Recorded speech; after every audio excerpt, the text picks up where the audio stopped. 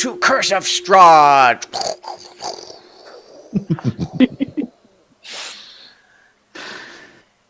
I'm Christiana Ellis, the Dungeon Master for today's game. Our players include Lee Burdett as Honor the Tiefling Ranger, Hello. Tim Dodge, Julius the Paladin, Greetings, everyone.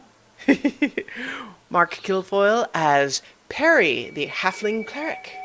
Why is everybody so somber? We just save wine. He's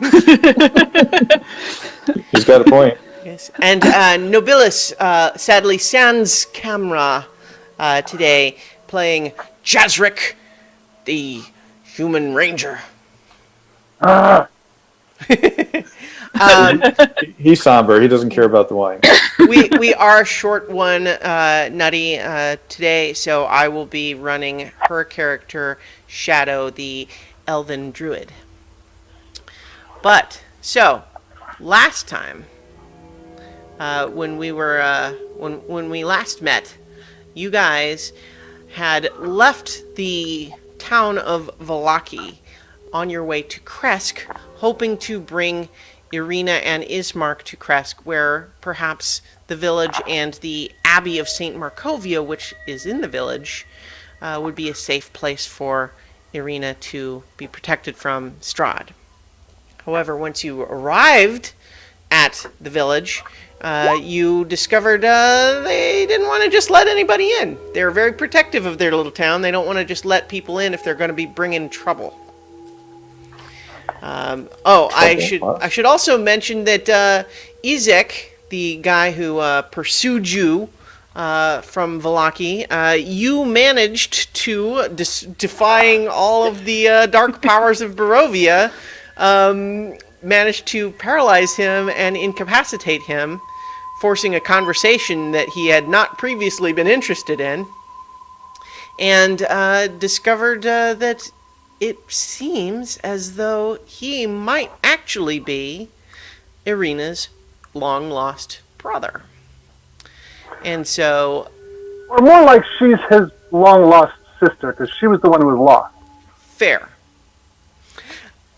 In any event, what you guys determined is that he felt some sort of a connection to her, had been dreaming of her, was obsessed with her, and by leaning on that connection, you managed to convince him that at least for now, you were going to keep her safe by taking her to Kresk, and that he should go away and be dealt with more later.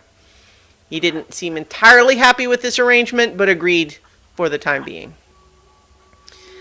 But then, as I mentioned, you were waiting at the outside of Kresk, and you read through the Tome of Strahd, the ancient book written by Strahd himself that Shadow had obtained from Casimir, who is an elf like her, that is apparently a long-lost relation. And when she promised to take him to the Amber Temple later, he agreed to turn over this book, and you learned about some of Strahd's history. But then, deciding that rescuing the wine would be a good way to recover, or to buy yourself some entry into the town of Kresk, you made your way to the Wizard of Wine's winery, fought off the druids and their plant blights that had invaded it and poisoned the wine, and rescued it, allowing its return to the Martikov family. And we left off with Davian Martikov, the patriarch of this family, telling you that now that you had rescued the winery, he felt comfortable telling you about the Keepers of the Feather. And now that I've done that recap, give me just 10 seconds here.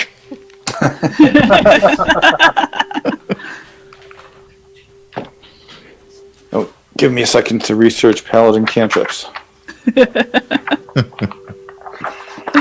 Because I get an extra one. Let's see. That would be under... Oh, here we go. 207.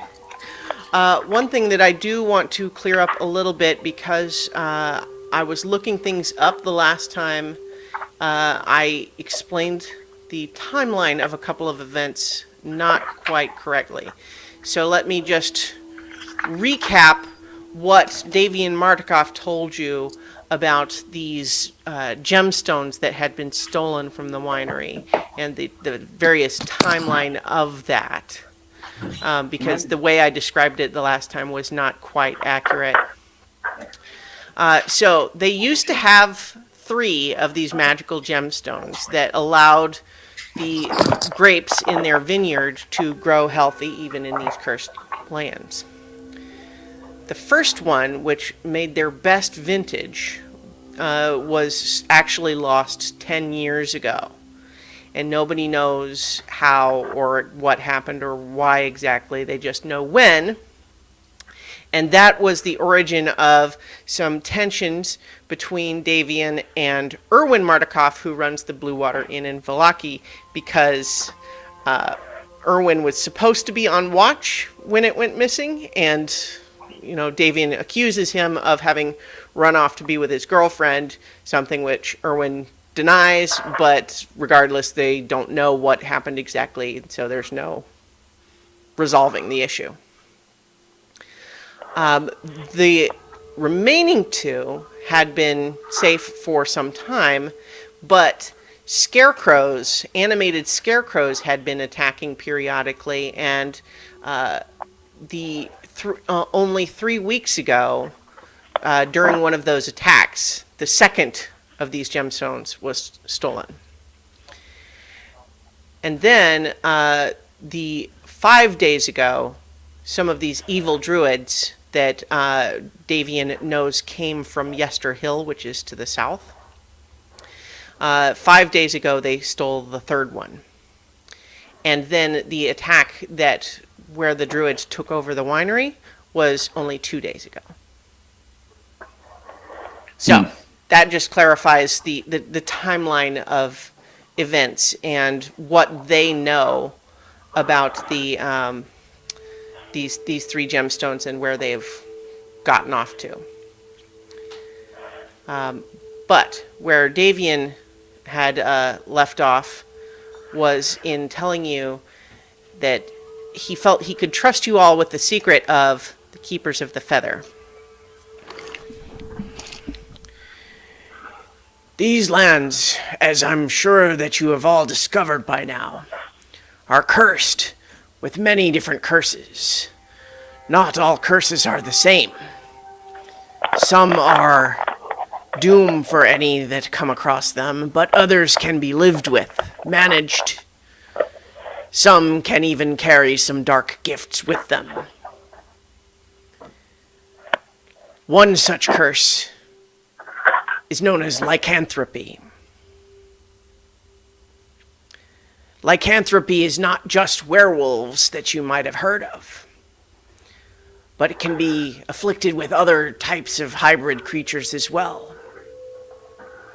I and much of my family are were-ravens. You're what now? Were-ravens. Raven. How many eyes do these ravens have? Just asking. Asking for a friend? Yeah. Just 2. So as he kind of turns to his eldest son, Adrian, and just says, Adrian, would you mind a demonstration?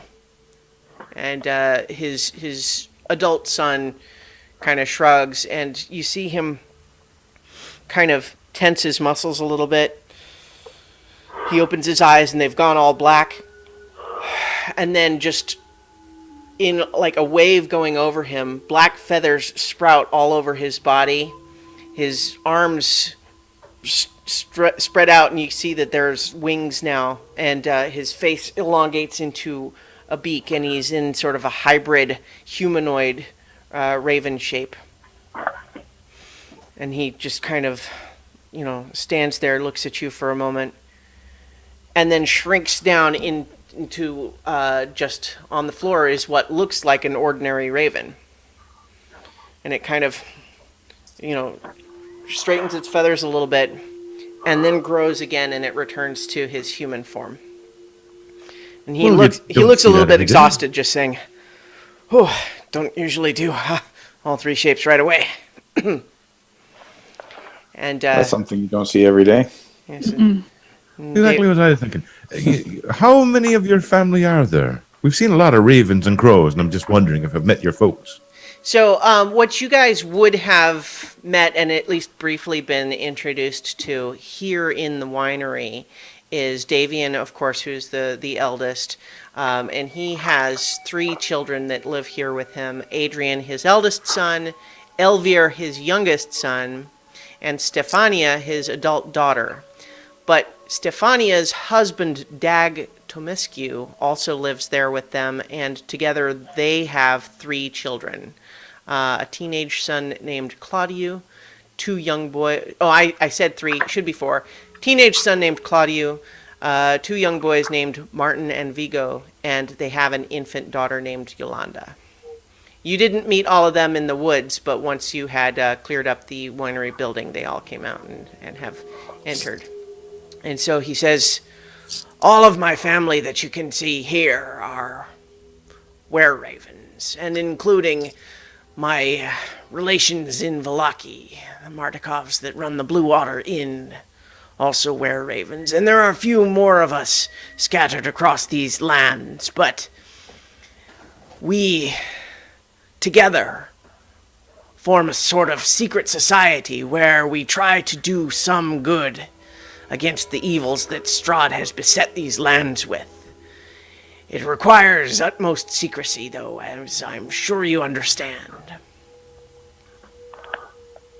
I take it that That people don't explains- respond too well to wear whatevers. I'm that sorry. explains the ravens who've been helping us all, or trying to. We try to keep an eye on any strangers that enter this land. Strahd brings them here, you see, to play his games.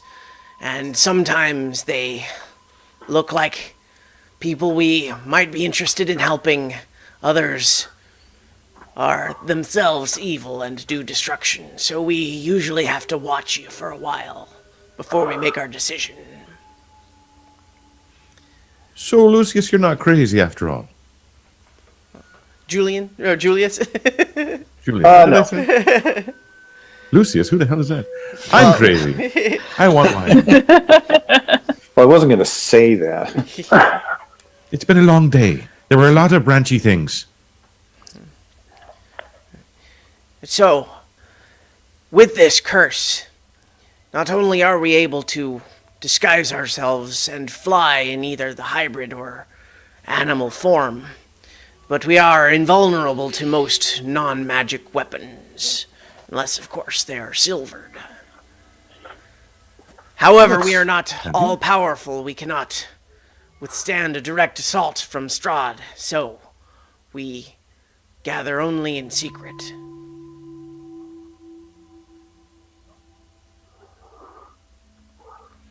But with your rescue of the winery, it is clear that you can be trusted. That's a good thing. We can watch your back as you travel through these lands. We'll do what we can to help you communicate. We can help you carry messages. We can, in a pinch, perhaps bring a couple of us to help you in a given battle. But as I mentioned, we dare not assemble in numbers unless we think it is really the end. Well, having allies in a strange land like this, I think it's something we can all agree to have a happiness to. Now, I mean, is it possible to tell one of you from, just say, an ordinary raven? Well, to be sure, when we are traveling in our raven form, we often travel with other normal ravens to better disguise ourselves, you see. So Okay, but maybe you have a symbol. Yes, what I would say is, if you see a raven and you suspect that it might be one of us, make this gesture as though you're tipping your hat. If the raven looks back at you and does a similar nod that it's one of us. However, there are many normal ravens around. I can't guarantee that they're all going to be one of us. Well, it's going to look silly if it actually is a raven, but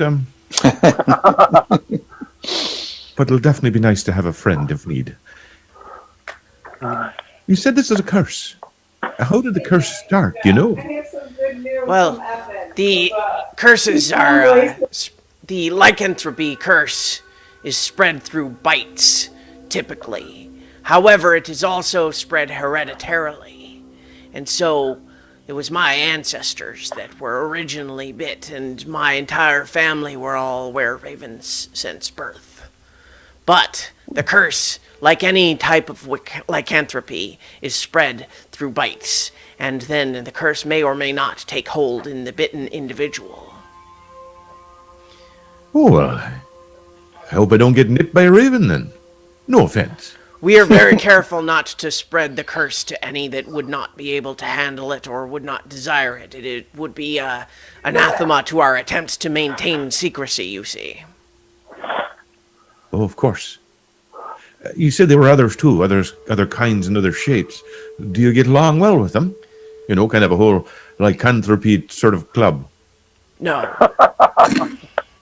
The werewolves, there is a werewolf den north of Kresk, west of Lake Baratok. They are very dangerous. They are savage and evil. They care only about their own kind. We stay away from them when we can. Good to know. Probably also safe for us to say we should stay away from them, if possible. If you can. Well, that's a lot of information. What do you think, folks? Are we any changed in disposition towards our wonderful winemakers now, knowing that they can also take to wing? I think they're good allies to have. Yeah, I this explains a lot. Yes. I would think Shadow is probably just shrugging like, seems good to me. Shapeshifter cunnies. Ismark and Arena are both kind of alongside. They're agreeing with you just in the sense of whatever helps us. Yeah. We'll take any allies we can get.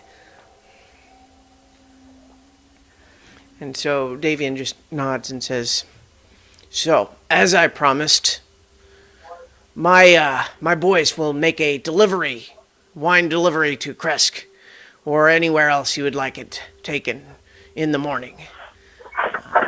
If you would accompany their wagon, I'm sure a little extra protection would not go unwelcomed. In the meantime, it's getting close to dark now, so I would advise that you stay here for tonight. We don't have a lot of room, but we've been sleeping on the forest floor for a couple of days, so I think we can manage the wooden floor here, as long as you're willing to double up in some of the beds. We've only got a few, you see." Mm-hmm. Oh, I don't take Oh, up there's too no much reason for that. space. We'll be sleeping in beds again sometime soon. We are used to sleeping rough. You've been pushed out of your home. I can't see doing that to you as well. I wouldn't say used to sleeping rough. He nods and says, "That's much appreciated." Yes. But first, before anything else, unfortunately, I managed to break one of your casks on the wagon, and I don't know which vintage I'm currently wearing, but I would very much appreciate the use of your well, or if you have one at bathhouse. And he kind of just says, "I suspected as much. It's a little hard to miss." And he's just pointing at your wine-stained I glass. thought there was something else that changed. Like you changed your hair or something. If it was the barrels on the wagon, then that was Purple Grape Mash number 3, which is our cheapest bad. vintage, though any of our barrels are at a premium right now. That said, fear not. We wouldn't have any of these barrels if not for you and your own, so no problem whatsoever. Our well is outside. Okay, excellent. That is where I'm going for the moment. Well, now, I don't think we should all be wandering around outside alone. We should make sure we're traveling in pairs at least. I think we agreed to that before. We'll also probably need to have standing watches for the evening. We've had a few bad nights. I kind of look over at Jazric, and some of us might want a little more protection if we can. Yes, and if a couple of you have strong backs, I wouldn't mind some assistance barricading the broken door to the loading dock. Of course, might I be can help able out to with put that. The door back together. Really? How do you mean? I picked up. I can mend small things. If it's not too badly shattered, I might be able to put it at least back to pieces that are larger than shatters and Okay. larger than tatters. Yeah, so you passed through this door on your way, but it is this one right here that the hinges had been broken, and so you do believe that your mending cantrip would be able to repair that. All right. And in the morning, first light, I want to take a look at that barrel of wine, which is unfortunately somewhat tainted. I think Lathander can help us both in making that somewhat potable again. And he says, do you have any idea if the other vats were poisoned as well, or just the one? I'll I know think it's better in the safe to morning. assume that they all are. I can tell you precisely in the morning. Good. I wouldn't want to risk it, but I also wouldn't want to throw out the wine unnecessarily. Never, never. That is just not a possibility with Perry. I don't suppose your little neat trick can fix the broken cask. I'll give it a try. That one it's like a 6-foot crack, so I would say you can't all in one go, but if you spent some time with it, you would be able to repair the crack eventually.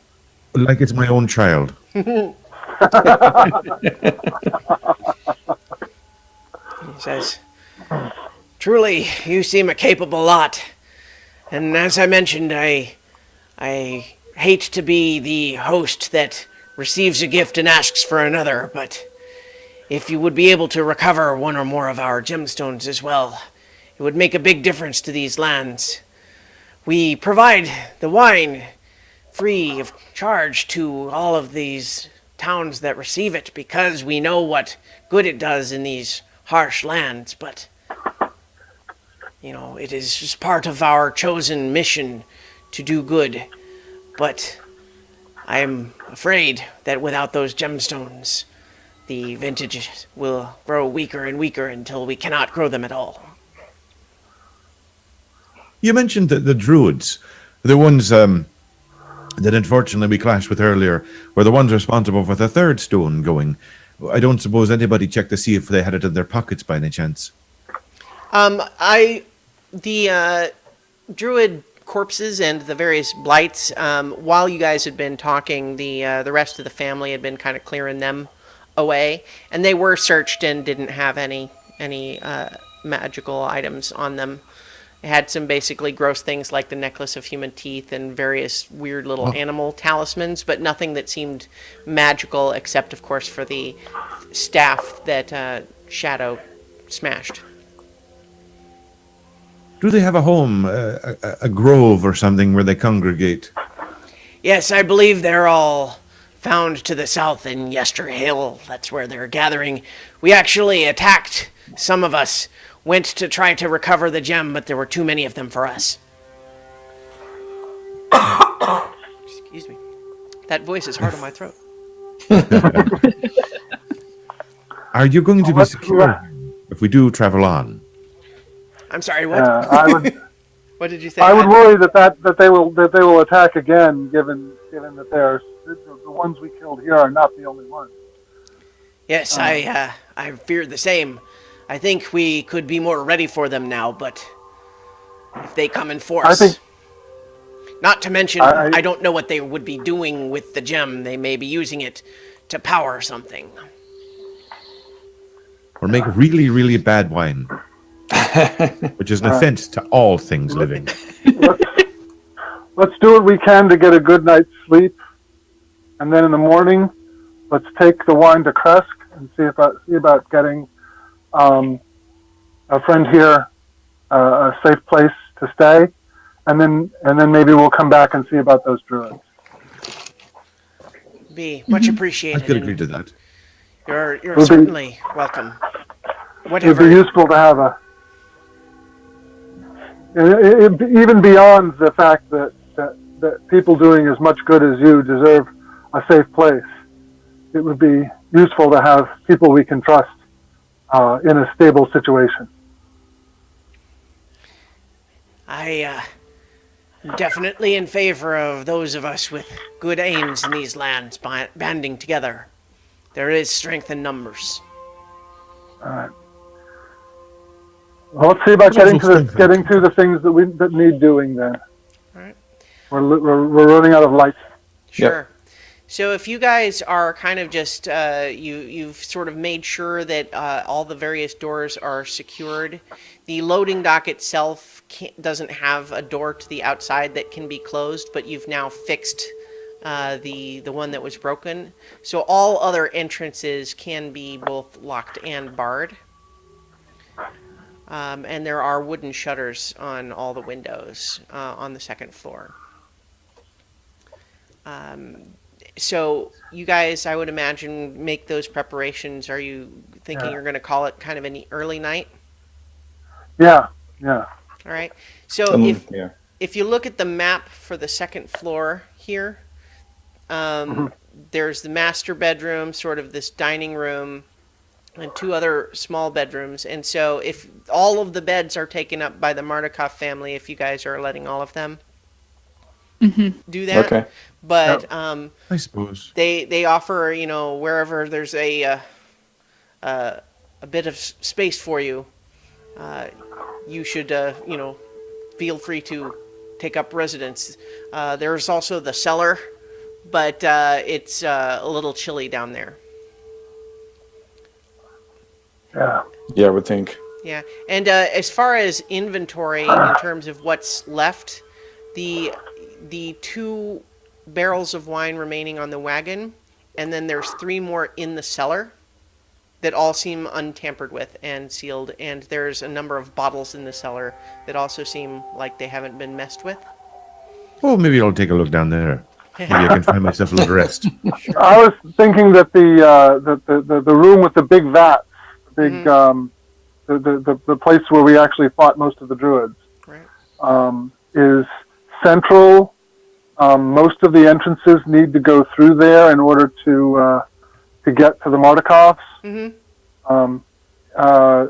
And would probably be the best place to camp out. Right. Casimir points out, as you guys are kind of going around making sure everything is secure, that because the loading dock is open, that also means that the opening on the second floor, where the winch is also open to something that could come up through there. That's true. But you can still seal off that hallway from the rest of the building. But it is that's a portion of the interior that is not sealed. Yeah. I think barricading that door would probably be a good idea. I think it might be a good perch to watch over those 2 precious gems that are on the back of the wagon, to be upstairs with the arm thing there. With the crane? Yeah. In case they come back to destroy further any of this delicious red vintage.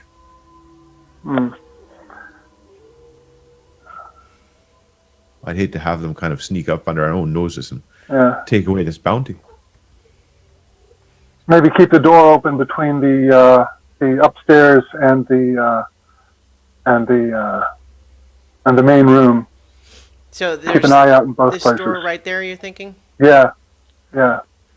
Okay, so perhaps that one is closed but not barricaded.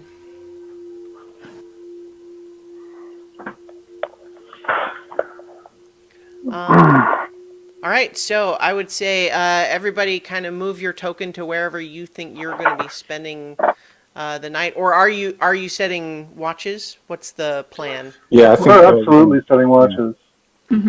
So we'll say it's right now. It is just getting dark. It's about 7 o'clock. Well, if the idea is to camp out in the room with the big vats, then the watches should be set up outside the entrance to that. Well, there's a whole bunch of entrances to that. That's the problem. Okay. There's a side door. There's a back door. There's the entrance to the loading dock. Whoever is on watch is going to be need to be actually going and patrolling rather than just standing in one place. Okay. Okay. Maybe if Anubis and I camp out like right next to this door, since it's pretty much exterior, anybody who tries to come through that would basically have to step on me to get through. And they have to get past the wolf. And they'd have to get past Anubis. But the door opens inward, so if they tried to, if I'm camped out here, even though the door is barricaded, if anybody tries to force it, it will wake me up immediately. Yep. All right. Likewise, the door on the south side of the building could have someone camped out there in between the barrels. Like here? Yep, just like there.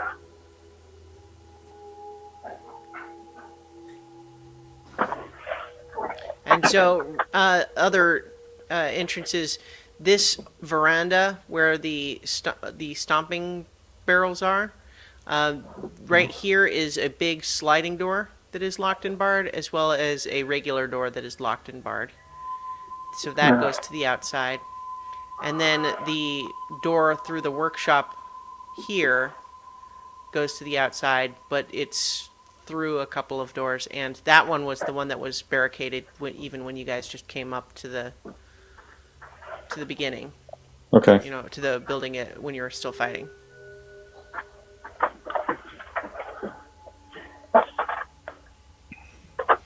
All right. So, who's on watch first for how long?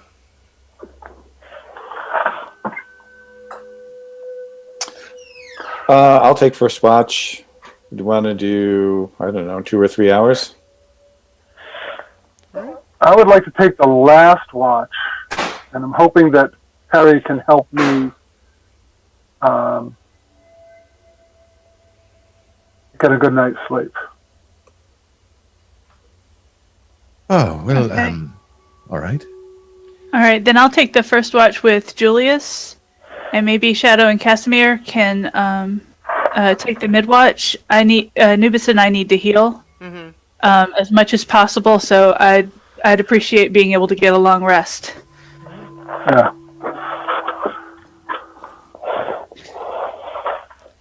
But at the moment, I'm too wet and cold to sleep. So what I'll say is that even during this first watch, those of you who are on watch can go ahead and take the equivalent of a short rest. Let's see. And in fact, let's see. I'm going to have Casimir do that.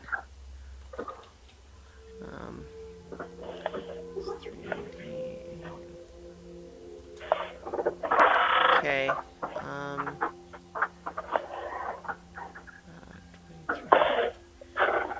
In fact, he's going to take another.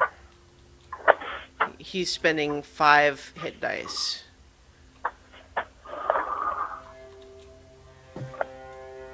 Yeah, he got rather badly hurt. Yeah, he did. So even with all of that, he's still not up to full, but that's what he does for the short rest. And so as you guys are, sort of settling in, the first watch of a couple of hours goes by. So we'll say it's like 10 o'clock p.m. right now. There's kind of been nothing of note has occurred.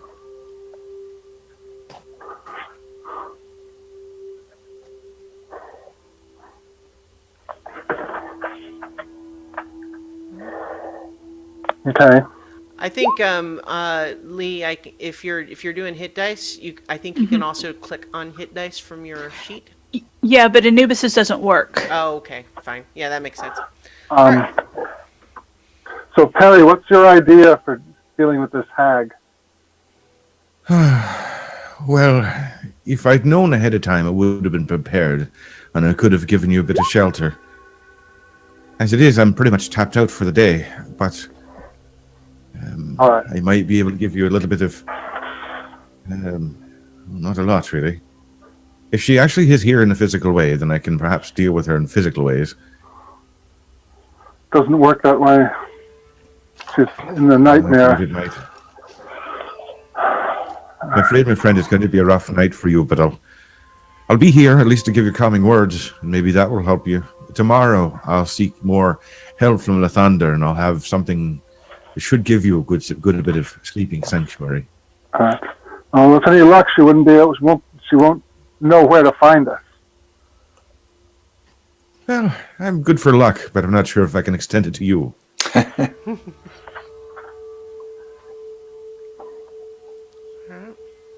So, are we shifting watches? It is 10 p.m. Irina and should be. Ismark are both willing to take a watch. Oh, okay. Okay. All right. Yeah. Let's changing of the guard then. I All need right. as much sleep as I can manage. Yep. Is anybody else awake? Or just letting the two of them do it? I mean, they're willing. Okay. How many? I'm a little bit lost here. So Jazric is sleeping now. Mm-hmm. Okay. And while he's starting his sleep, that's when I'll take a watch, Okay. just to see if I can watch over him a bit. So Perry and Irina and Ismark are awake then, or do you guys? I mean, you tell me what your plan is. Not my job to tell you how many people to stay awake. Julius is crashing. Yeah. And Jazric is going to be awake for the third watch. Okay. So he's sleeping for the first and second. All right. So we'll say that Perry and Irina and Ismark are awake for this one then. Okay. I try to make pleasant conversation, given the circumstances. Sure. Yeah, so you guys, periodically, you check the various doors and make sure, just listening and alert for, whatever might happen. I may be walking by the two exposed barrels a little more often than everywhere else. But mind you. Yeah.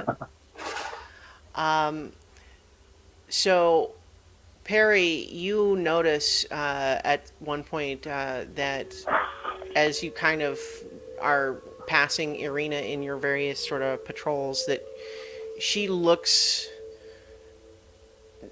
sort of pale and even just a little bit shaky. Were you injured? Are you all right? I don't know. Something feels strange. I'm not. I don't know. I've been so distracted. This idea that somehow I have this other woman's soul in me is it like having another person's soul, or does that mean like I was her? I don't know what to make of this. You may have grown up well in the mansions, as I saw before, but there's a story that might fit for you. You see this jacket I wear? It's this little light loose thing here. But I didn't wear this jacket initially. Initially, this was the barman down at the place where I worked when I was a child. And he handed it on to me. He said, it doesn't really fit him anymore. He had maybe one too many pints and a couple of different foods, and it was getting a bit round. But it fit me just fine. And I put it on, and he's right, it fit perfectly. It was mine. I made it mine. You see this little sew here? I did that before I knew how to do the fancy trick. You see this little hole? That came from someone trying to stab me. That was a whole long story, more about goblins, really. The point is, this is mine. I've made it mine. I've lived in it. I've been this jacket for, ages now. And while it once belonged to someone else, and to some degree still bears his mark. I've made it my own. And while you've carried something that may have belonged to someone else once, you are your own person. That makes sense, but Really? Oh, I mean, of course. I just I feel like one moment I can't reconcile it in my own mind, in my own heart. That makes I can see the logic there, the meaning even, but I feel like from one moment to the next, I feel like myself, the arena that has grown up with Ismark and in the town of Barovia, and then the next, I feel like I've remembered that I always was Tatiana, and that I had only forgotten. And it wavers, and I right now I'm feeling, wait. She kind of literally starts to shake and her eyes go wide. Oh, Calm down. It's No. nothing to be worried about. no, he's here. He's here. He's here. Who? He's here. Strahd. Who? He's here. Where? I don't see him. Where? Make a perception check. Oh, bloody hell. Is the stone always on, or is it use?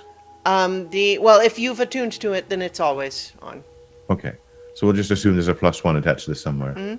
Where's my chat log? Back here. There we go. So 15 in total. Yeah. You hear what sounds like horses outside in the front of the building. Is there a nearby window on this floor that I can take a look? Yeah, so let's say that you guys, in order to avoid disturbing the others while you talked, were on that upper level, the upper level where the winch is. Or actually, are you sleeping there, Jasric?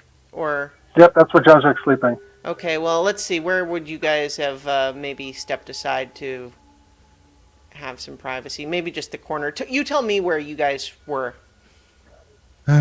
Well, let's see. It was a very logical place for us to be, so a bit hushed conversation. I do want to keep an eye on Jazric when I can. Probably right in that same area. There's a window I see. I'm just thinking it's a little bit awkward, like to patrol that area if Jasric is literally asleep in front of the door. Well, I guess you guys could have gone through around the hallway the other way. I can move by him without disturbing him, but I Yeah. don't know about Irene. Yeah. So, yes, there are, in fact, a couple of windows there, and you're opening it to look outside? I got to take a peek outside. Yes. Okay. You look outside, and where you guys had set, there's a couple of long burning torches that are just right immediately outside the building, just to illuminate the immediate exterior. But what you see just past that, perhaps 30, 40 feet beyond the building, is another torch by a tree illuminating a figure on a regular horse. And there's something strange about the way that it's positioned that you can't quite make out from this distance. But what you also see next to it is another dark figure on a horse, this one illuminated by the fact that the horse's mane, tail, and hooves seem to be on fire. That does not look pleasant. And the figure looks up to you at the window, and Perry, make a wisdom saving throw, please. Oh boy. All right. Let's see. Well, I have a couple of tricks. Let's see if this works. First of all, to do this, would this be a fear check? First of all. Nope. Oh, damn. All right. This is what kind of was it? It was a Wisdom Wisdom- saving Wisdom throw? save. Oh, I do have a proficiency, and it's not poison. All right. Let's Oh, see. yeah. Where's my? So here's Window. the thing, though. Remember last session when your life was saved by the miraculous application of some luck points that forced a new roll. And how we discussed afterwards that, oh, you didn't actually have that feat, so you shouldn't have been able to do that. I made a bit of a mistake in the moment. Turns out that the dark powers that permeate this world decided they weren't done with you yet and gave you that moment of luck in the pinch, but have decided to take a portion of it back now. So please roll again. Actually, in fact, there's the other roll, so we're just going to use that 8. Yes. Yeah. So, Perry, what you realize as soon as you meet the eyes of this figure on this flaming horse is, oh, of course, that's Strahd, your master.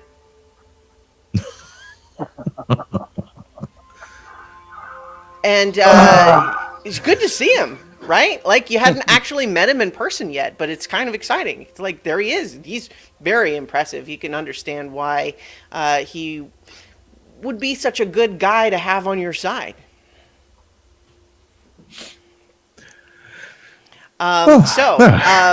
Just then, all of you are awakened by a booming voice that seems to somehow bypass the need to go through walls and that sort of thing, meaning it's not muffled. Every one of you hears it very clearly. Greetings, adventurers. I fear you must think me a most neglectful host, having summoned you to Barovia and not greeted you properly until now. Allow me to now remedy this slight. I am Strahd von Zarovich, master of these lands. As for you, I need no introduction, as my servants have already told me much, including your friend Father Donovich. On our journey here, he has already told me a great deal about you, haven't you? And then you hear Father Donovich's voice, which doesn't have this same magical property, but you hear him shouting, strain in his voice, "Don't come out! It's a trap!" And then Strahd's voice continues, "Now do not be foolish, priest. These good people do not need you to tell them that. My guests, I have been following your progress. Well done to you in defeating those foolish druids. Now, I would ask that you invite me in, that I might speak with you properly and verify that my beloved is safe." So, what do you say, Perry? You gonna invite him in? He's your master. He's a good guy. Well, I have to go downstairs to unbar the door if he's going to come in Well, proper. from where you are, you could either just hop down onto the wagon, where you'll be, the loading dock is open to the outside. But the door is opened there. I have to go to a door that's closed. No, what I'm saying is, from where you are, there is no door in the loading dock. So if you wanted to, you are inside the building enough to invite him in. But I mean, there's no door there. What are you trying to do? Well, I can't unbar the door from the outside, which means I'd have to go inside to unbar a door to welcome him in. He has asked you to invite him in. Oh, well, all right then. I'll use thaumaturgy to blow up my voice so they can properly hear me. "Hello, good sir. I've been curious about meeting you for a while. That's a heck of a horse you have there. Come on in, we'll talk." And so I would say with the thaumaturgy enhanced voice, all of you probably hear Perry say that. And so, then let's see. So, you see Perry, you see Strahd kind of nod and then dismount his horse and stride across the front, yard area of the building. And begin to enter through the loading dock. The door at the side is blocked. Irina, dear, if you would run down and unlock the door. She is looking at you in terror. right now, and she runs away from you. And she, Good.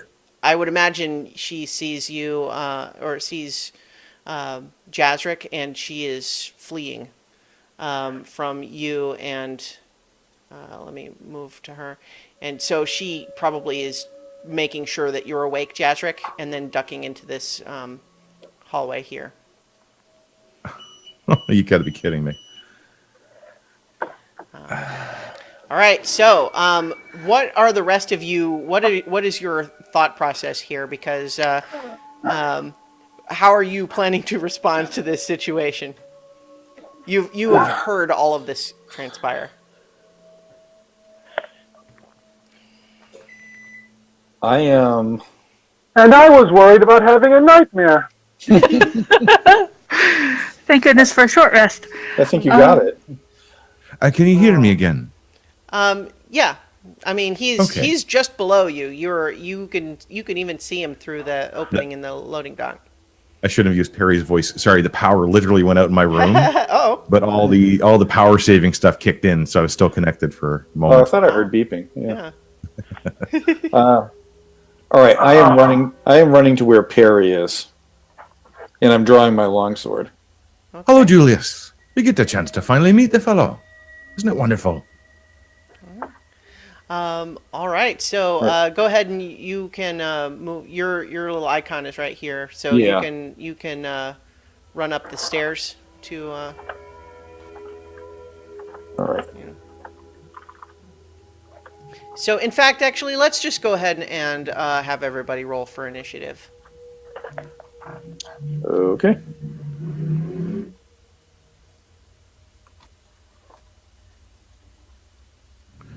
Does the stone apply to initiative? Ability checks. So I don't think so. Okay. Just wanted Yeah. to clarify. Honor hasn't actually rolled yet, but for some reason it thinks she has. Okay. I don't know what that means. Most of us are taking our proper time, it looks like. Okay. No, it's updated. Okay. So the got. See, sometimes it automatically populates it, and sometimes it doesn't. So got Julius with a 1. What are your... So don't look at the turn order thing if you haven't rolled yet. So just ignore that. So make sure that you have rolled. Which is the 18 and which is the 8? 8 is Honor, 18 is Anubis. Okay. All right. Jazric got a 3. Okay. Irina also got a 3. Ismark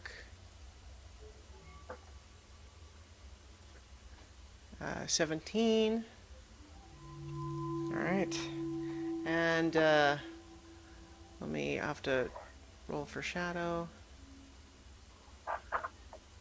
17. Okay. Do I have everybody? I think so. Yeah, okay. So let me get everybody in order now then. Before we get into battle, I wanted to ask something. In your email to me, you said I get an extra cantrip from the paladin list, Yeah. and there are no cantrips on the paladin list. Oh, That's true. wait. So, okay, I might have misread that then, because I think that's actually correct that paladins don't have cantrips. Let's see if what I was looking at here. You're 5th level? Yeah. So you get Yeah, extra attack. that's correct. Yeah, so no cantrips for you. I was looking at something wrong. Okay. While I haven't been involved in the action, I've been flipping through the book here trying to figure out where I'm Right. supposed to get this. But okay. All right. Okay, that old 19 for Perry is not correct. Okay. And I didn't do a new roll for Casimir, so that 18 is the old one. Let me do that now. And that's a 17. So lots of 17s this round. All right. So first, let's switch to some more appropriate music here. All right. Okay. Strahd has entered the building. It is Anubis's turn. No, but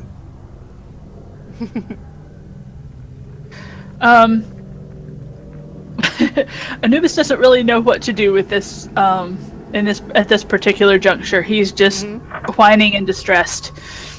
Okay, so he's not doing anything then? He's not doing anything. All right. So so Shadow has her turn then, and she is going up onto the balcony here, and holding her action for here so that she can see if anyone enters this vat room from any of the doors by the loading dock. And she is going to hold her action to fire an arrow at Strahd if she sees him. Ismark is racing to try to join, to get to Arena. So he is actually also racing up the stairs, trying to get to where... so he only gets to here, and then, let's see, dashes to get to here, but he is trying to reunite with Arena by going around through the bedrooms, through the kitchen. All right, Casimir. Oh man, all the people that I do are going first here.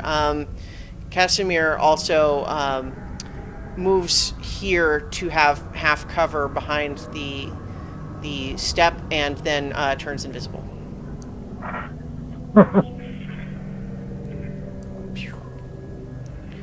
All right, and it is Strahd's turn.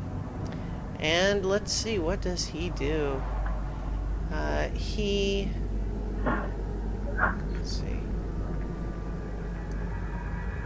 What does he do? Okay, there we are. All right. So he moves to the door here, tests it briefly, finds it barricaded, and then those of you inside the vat room see a cloud of mist start to pass underneath the door. Because if I can, there we go. So he has turned into a cloud of mist, and uses it to pass underneath the door.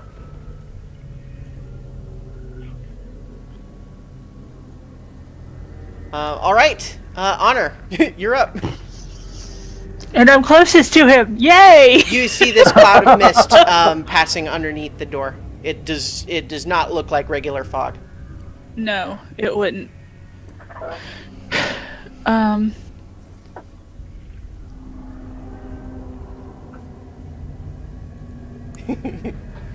I have absolutely no idea what to do. Well, do something. I'm going to back off behind this now repaired vat. Okay.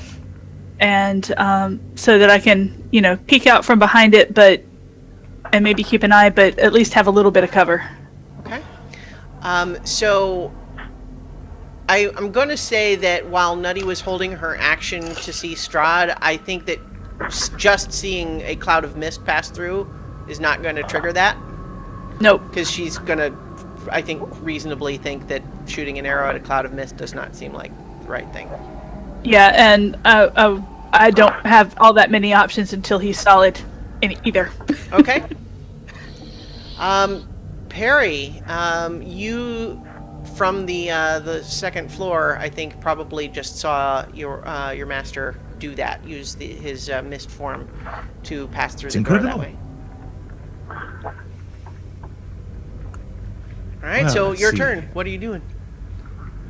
Well, I'd better hop down and take a look. And see if I can hop down on top of that barrels after all. Okay. Let's see, is that some sort of roll or just hopping down? Well, I would say if you want to make an acrobatics check to I hop can give down it a onto try. the wagon. Ooh, this will be awful. I grasp me little stone. Not those stones, you fools. Oh, you land just 19 fine. total. You land just fine, just in time to see sort of the last of this little cloud of mist going underneath the door there. Hey, we went inside. Yeah. Crap, I can't get in because the door's blocked. Well, I'll go over and see if I can open up the door. Hello, let me in now. Alright. So you're probably knocking at this door right here that he's just gone through. Yep. Alright.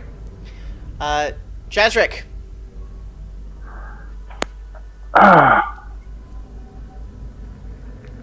We're not going to be able to defeat him, but maybe we can take his horse. I'm going to. I'm going to climb down and run out to where the horse is. Okay. Alright. So, I do have a map for if you guys are all outside at some point, but I'm not going to use it for this right now. So what I'll say is, make an acrobatics check to drop down onto the wagon. Okay. And then I'll say that you can get almost to the horse without dashing. Yeah, you land a little wobbly, but no damage. And so you can get almost to the horse without dashing. Okay. Are you going to dash, or are you? I will wait till next turn. In the meantime, I am pulling out my spear and my hand axe. All right. Probably going to be resisting my weapons. It's obviously demonic, but who knows? What I'll say as you get closer is you realize that the normal horse that is by the tree, that does in fact have Father Donovich on it, and you see a rope leading from around his neck to one of the tree branches. Oops. Oh, lovely. Okay. In that case, I'm going to throw my axe at the rope. Okay. So make an attack.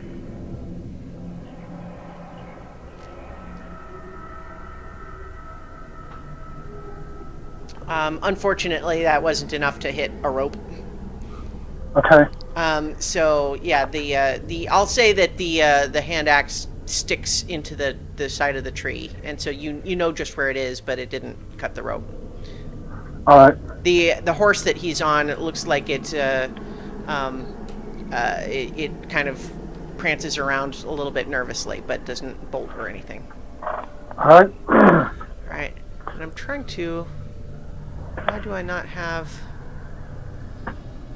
There's got to be. I know that there's. I'm sorry because I am trying to find the note for.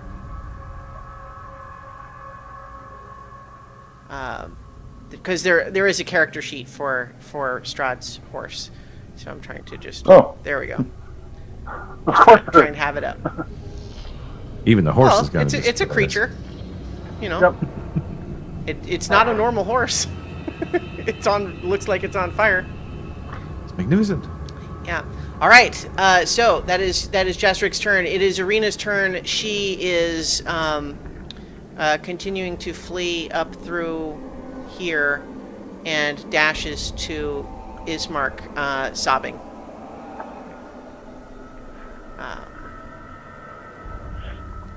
And so they're both together in that hallway right now. Julius, you're up. Okay, well, I saw Perry hop down into... He dropped down below. Yeah, so from where you are, you can hear Perry knocking on the door on the level below, but you also just saw Jasric jump down onto the wagon and then run outside. Yeah, and I was explaining what I was doing as I went. Okay. Yeah, I am not going to do that. I am going to... I want to get downstairs Uh-huh. to where Honor is. Okay. So I can tell that Perry is barred. He can't get through the door down below. So, can I get down the hallway to the stairs? Yes. So basically, I think we're saying this door was not barricaded because Okay. Jastrick was sort of sleeping in front of it. So now that he's not there, you can just come through into this room. Okay. And so I will get down to. Can I get down as far as here? Down at the bottom of the stairs. 5, 10, 15, 20, 25. I will say that you can be here, but I'll say that is at the bottom of the stairs, meaning Okay. you're on the. In fact, let me go ahead and just move you to the lower level map where Okay. that would be. So you're kind of at the base of the stairs, by this other door. Okay. All right. And okay, so I can't do anything from else. there, this cloud of mist that came through under the door is blocked by the stairs from you. Okay. All right. Are you going to take any other action? You can see I am. Honor hiding. Yeah, I am going to cast Shield of Faith on her. Okay. So I have to get my sheet back up here. Spells. Shield of Faith. All right. So you temporarily have +2 bonus to your AC, Honor. Okay. All right. It is Anubis's turn again. I would imagine he is not liking this cloud of mist that's right up in his face. Yeah, he Smells real bad, I'm thinking. It smells real bad, and it's just giving him the heebie-jeebies. So he's gonna back off a little bit. Okay. He's just growling.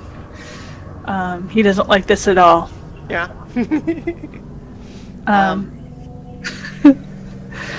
All right.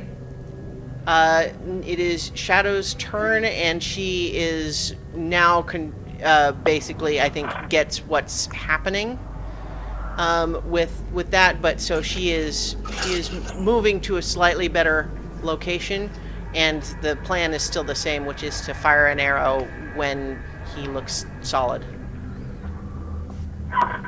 It is Ismark's turn. He is checking Irina out to make sure that she looks like she is currently unharmed, and she's just sobbing hysterically, and he is trying to comfort her right now. All right. Casimir, you guys don't see what Casimir does because he turned invisible. Hmm. All right. As this cloud of mist finishes passing underneath the door, it resumes a solid form, and looks like I'm going to go ahead and give you this handout, the handout for him. To see, Strahd in all of his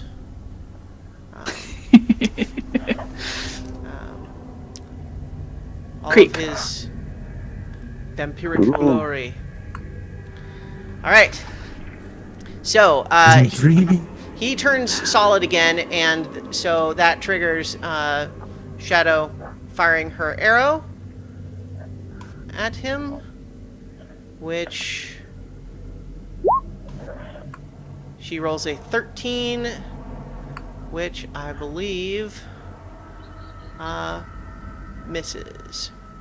In fact, it just sort of sails right by his head, and he doesn't even seem to bat an eye as it sticks in the door. And as soon as he is solid again, he unbars the door and opens it for you, Perry. Oh, thank you. Of course.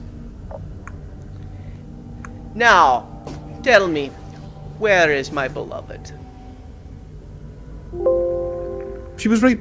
Oh, she ran off a bit. Somewhere around here, anyway. Irina, dear, would you care to come out? We've got a guest. Very eager to see you. All right. So, Honor.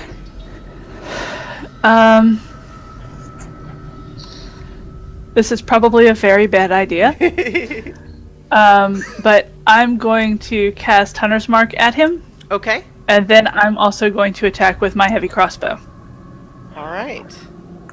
Like I said, it's probably a very, very bad idea, but I don't really think we have many options right now. Right. Sure. Okay. So can you let's see, Hunter's Mark. Just trying to remember how that works. Hunters. Okay. Oh yeah. So there's no save or anything. It's just you. Yep. Yeah. Yeah, so when you do an extra 1d6 damage when you hit it with a weapon attack. And then you attack, and you see as you fire your crossbow, he turns to look at you, and it moves his hand faster than you could have imagined possible, and swats the bolt out of the way before it hits him. Ooh, very nice. All right. Are you moving or anything? No, actually, I'm going to stay where I am. I'm fairly comfortable with the kind of cover I've got. All right. Perry. Well, people seem to have taken the wrong impression here, so Yeah, I'm going to move over. You understand, a lot of people don't get Strahd, right? Right. Yeah, Especially I not see right it. away. I'm so sorry. We've heard so many terrible stories. I'll move to put myself between the rest of them and Strahd. Do forgive me. Folks, what the heck have you trying to do?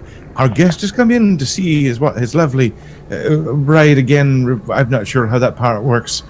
And we have to extend all the possible courtesies to the wonderful man, Mr. Strahd.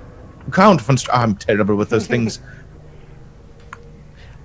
Just Strahd. You may use my lord if you like. My Lord Strahd. Well, that gets confusing with Lathander, so let's just say Strahd for now. All right. So are you going to take any action, or you're just kind of holding and you're using the action to talk? Yeah, I will. There's not really much I can do. So I'll go full defensive. Okay. All right. So, Jazric, you are outside. You've thrown your hand axe. You see that Father Donovich is on this horse, but with strung up to a tree branch. I'm going to climb the tree, retrieve the axe, and chop the rope. Okay. So, an athletics check to climb the tree? Yeah. Okay. Okay, yeah, you managed to climb the tree, retrieve the axe, and I'll go ahead and say that includes getting to where the rope is, so you can just chop it. Okay, I chop it. And the Father Donovich turns around in the saddle and looks at you and says, "Thank you, my boy." Oh, crap. All right, so it's not his turn yet, though, so I need to add him to the initiative.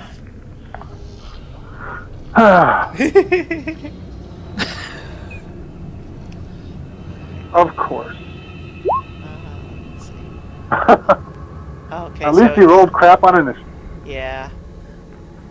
In fact, actually, I need to make sure I'm using the right stat block for him, though, given that he's not just regular Father Donovich anymore.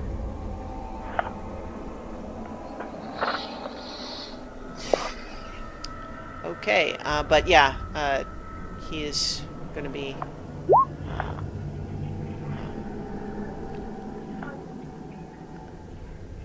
hang on. Okay. Just a second. Almost ready. There we go. There we go.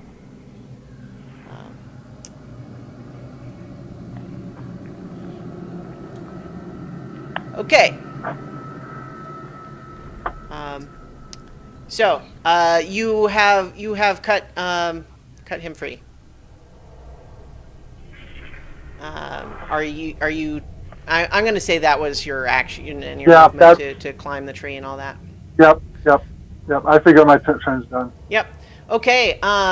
Irina is with Ismark, and I think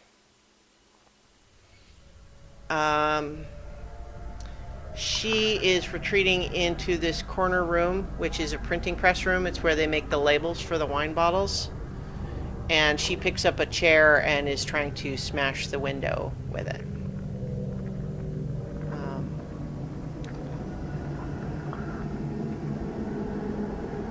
And with a 15, she succeeds in breaking the window, but she's not going to jump out yet. She has just shattered the window with the chair.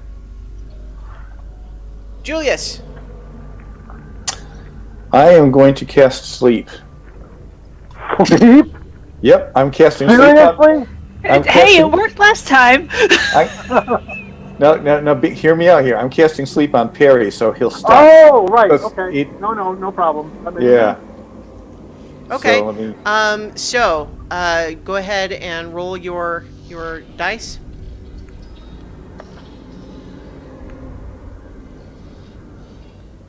All right.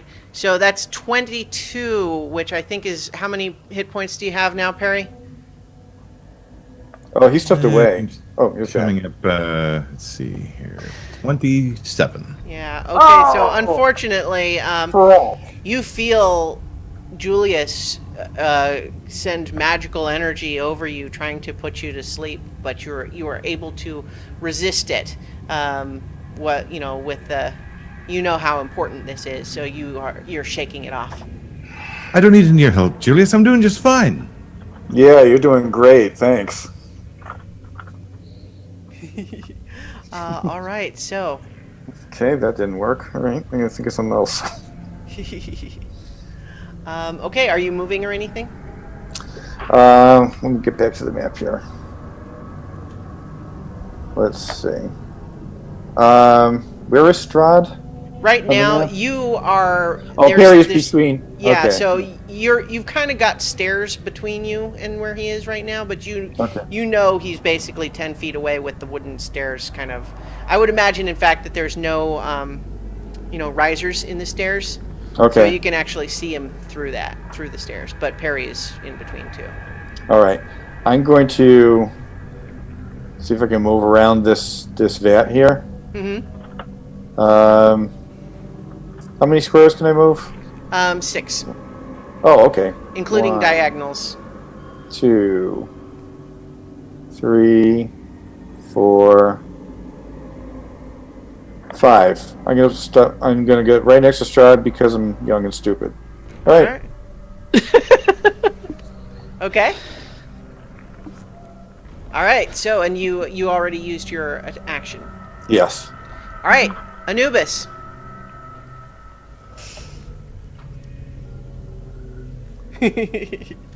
Anubis is still growling and pretty freaked out about this, so he's going to keep backing off. All right. Incidentally, oh, never mind. I did resolve that already. Sorry, I was remembering Shadow's arrow, but I did do that, so she missed. Mm-hmm. Okay, so Anubis backs off. Yeah. Anubis doesn't like this guy at all. He doesn't smell natural. He doesn't want to attack him, especially after he saw that both arrows miss, and he's backing off, awaiting further instructions. All right. Okay, so I think Shadow, whose turn it is now, is. Let's see. Can she cast? So she's going to cast Barkskin on herself, and then she is hears the window shatter, and she is going to follow. She's going to follow where Ismark and Irina are, and you guys probably hear some voices a little bit. You know, the rest of you who are not right there, but you. Actually, so here's what you guys wouldn't necessarily all hear this, but but make a perception check. Everybody. Okay. Critical fail.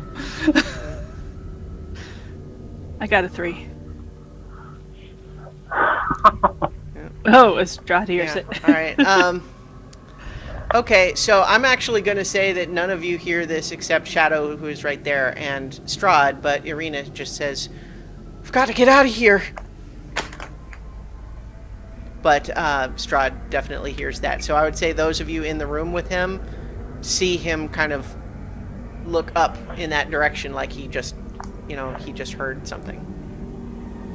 All right, it is Ismark's turn, and he is moving to help Irina for when he is going to help her go out the window on her turn. And he also getting to where like no one can get in through this door without going through him. Casimir, once again, you guys don't know what he does because he's invisible. Mm-hmm. In fact, let's actually have him make a roll, though.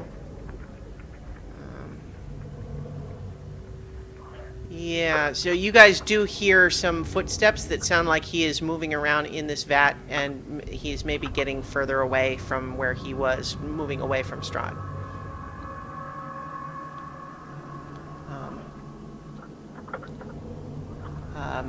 And Strahd kind of smiles. Honor.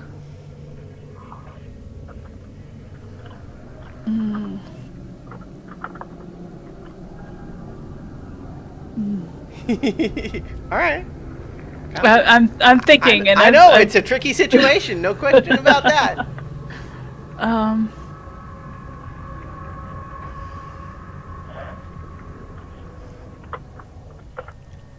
I mean, I have. Yeah. Hmm. I would say that you would first choose your general intent. Are you trying to attack or to flee? At this point, I'm fleeing. Yeah. I think. All right. So which way are you going? You would have to unbar the door to the outside, but probably the closest exit from you right now is this south entrance that goes through the glass blowing workshop. Right.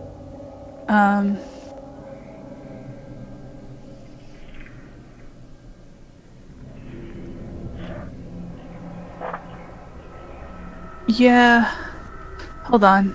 You could also just run through these. You'd have to open the door, but you could run through this door right here, too. Uh-huh. I mean, that way kind of leads you temporarily going closer to him. Right. And I definitely don't really actually want to do that. I'm going to go back to the last place that we saw Casimir. Okay. So at least, I still have full cover. I can make an attack if I need to. I'm going to save my attack, and if he attacks Julius, I'm going to save my attack for that. I'll say you have 3/4 cover where you are. Okay. So that, I can support Julius just in case he does something else dumb rather than besides just getting that close to Strahd.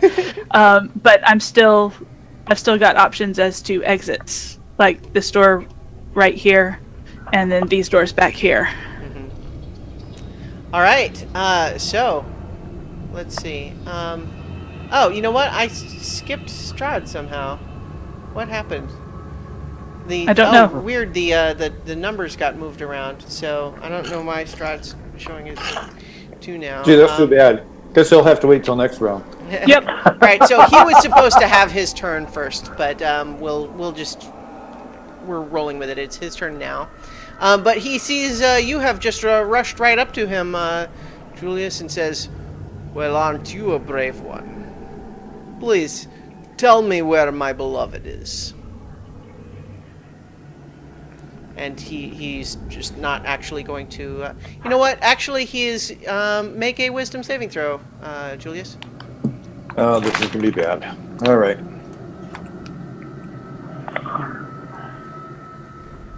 As he's looking deep into your eyes.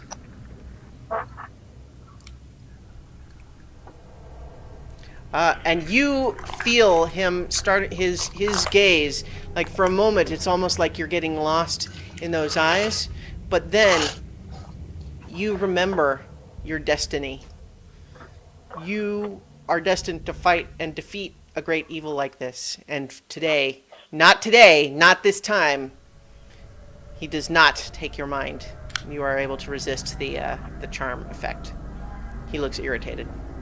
All right. So that was Strahd's turn. We had Perry. Or excuse me, we had Honor. It's your turn now, Perry. Oh, well, okay. So they're having a bit of a staring match, I suppose. Uh-huh. Looks tense. Yeah. Looks disturbing. Julius, don't you know it's me, Perry, and the wonderful Strahd over here? Don't make me do something we'll both regret. And I'll haul out my mace, and I will hold my action in case he attacks Strahd. Okay.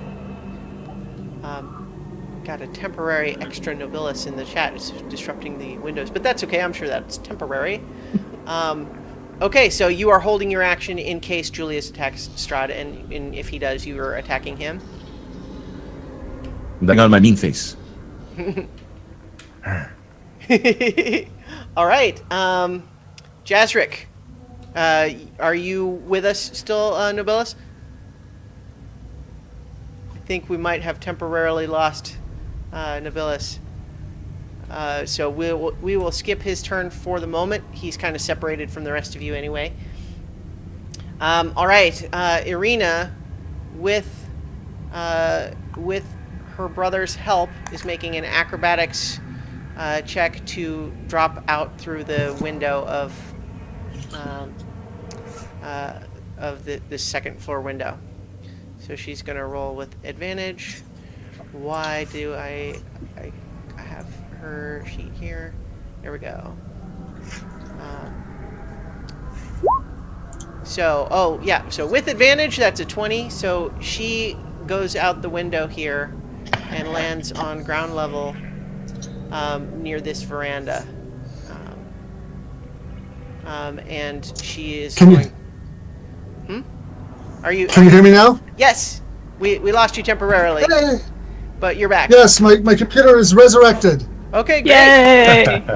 Great. Now, just in time for me to die. Yeah, we can hear you and see you. Yeah. Yeah, I just got that ability. Turn on dead. So, it's actually your turn, Jazrick. Yep. You've got Father Donovich does not look like himself anymore, so he has just kind of hissed at you, but nothing else has happened yet. And you've also got Strahd's demon horse behind you. Right. I am going to leap down, and I've been debating whether to try and knock this vampire spawn off the horse and take the horse. But I'm pretty sure vampires have got a pretty strong control of animals, so I'm a little worried that horse is not going to obey me. So instead, I'm going to take the spear in both hands. Oh, there we go. Okay. Spear in both hands.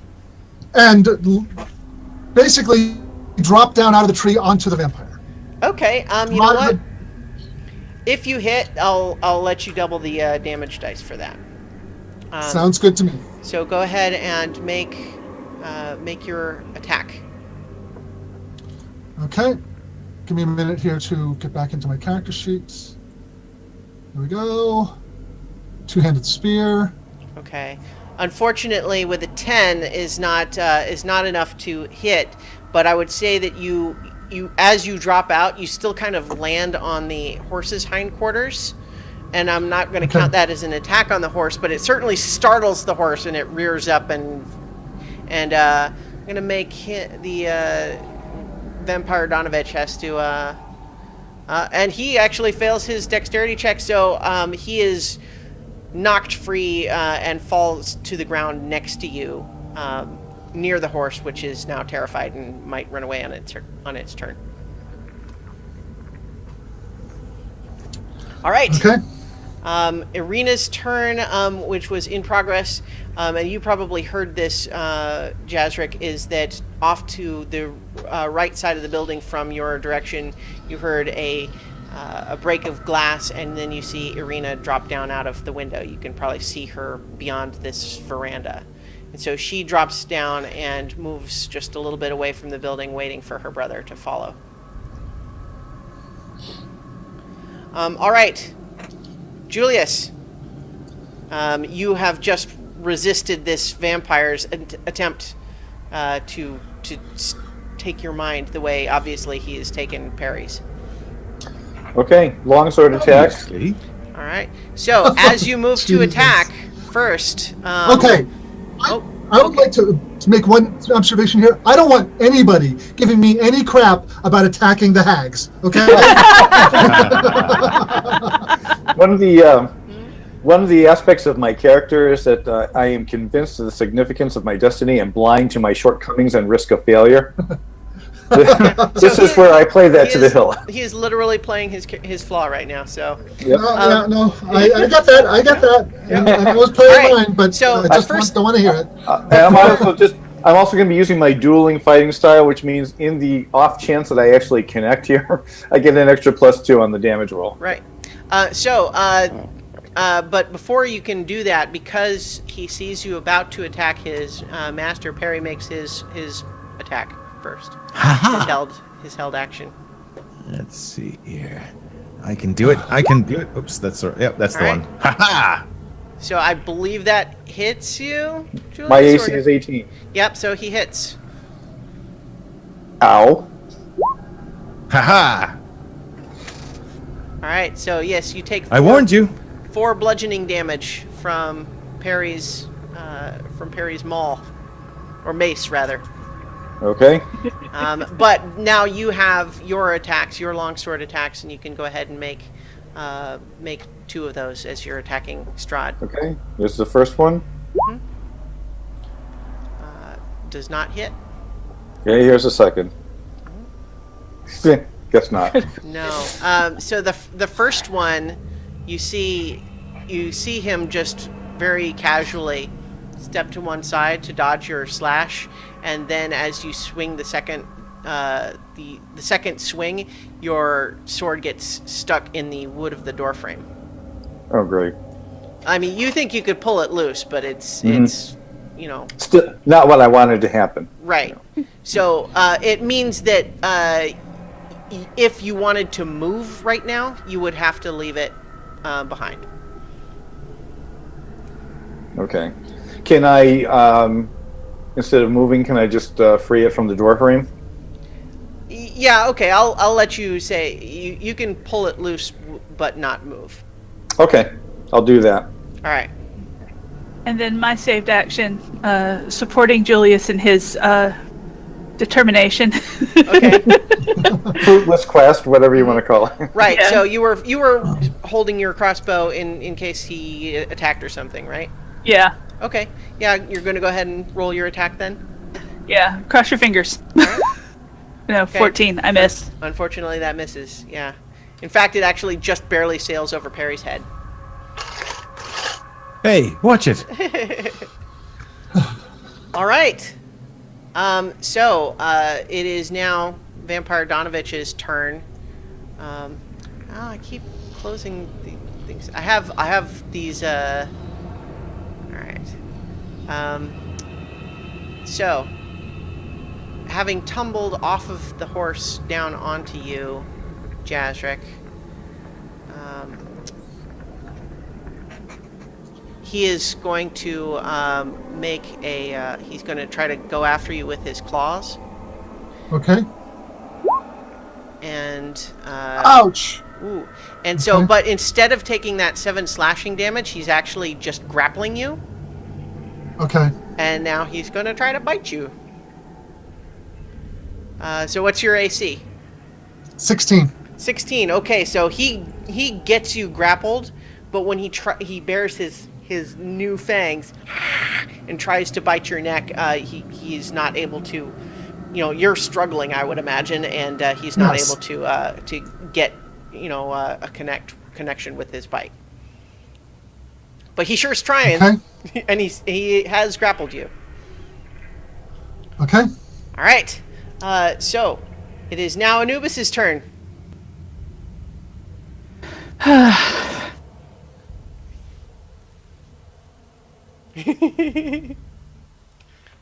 Anubis doesn't like this one little bit. He is a smart wolf. He is a very smart wolf. He's going to continue to flee. All right. On the map, it kind of looks like he's drinking out of that vat of wine. Yeah. It does. And honestly, at this point, he thinks it would actually help. You at this. Well, okay, never mind. It's not your turn yet. Okay. So he's just moving back behind you then. Yes. Okay. Shadow. Shadow is torn because she sees Irina trying to flee, but rightly suspects that if she announces that intention, that maybe is a bad thing. So actually what she is doing is coming back out into this area, and she's going to fire her short bow at Strahd, with the idea that she is trying to cover Irina's escape. Mm-hmm. And I closed her character sheet.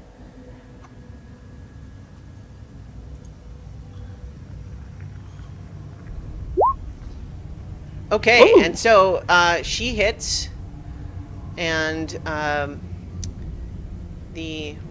so her arrow manages to connect with Strahd's shoulder, and it does actually stick there. And he kind of unconcerned looks down at it, like, really? It's amazing. You've torn my shirt. Mm-hmm. I can fix that. Yep. All right, so it is Ismark's turn, and he is going to make an athletics check of his own. 15, and so he also hops down out the window here to land next to Irina.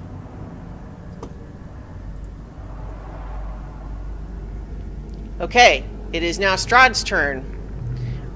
First, he just takes the arrow, just kind of plucks it out of his shoulder, and Julius, you're close enough to see that the wound immediately closes.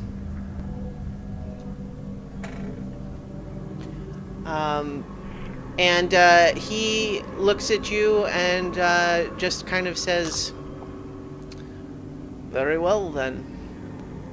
And he is going to, let's see. He is first going to attempt to grapple you. And that is, it looks like only a 13. That's probably doesn't. So he reaches out to try to grapple you once. You dodge once, and he's actually going to try it again. 12. Man, wow, you are able to dodge twice, even though he's reaching out to grab both. He is kind of surprised that you are dodging at those actions there. Okay, so you seem to have occupied his attention for the moment, Julius. Honor, you hear, now that it's Casimir's turn, you hear a whisper over your shoulder. "What are you doing? Get out of here!" And then you hear footsteps. Whoops, I'm not meaning to move you. I just have his token under where you are. You hear footsteps, Honor, moving, and then the door to where the glass blowing workshop is, opens and closes.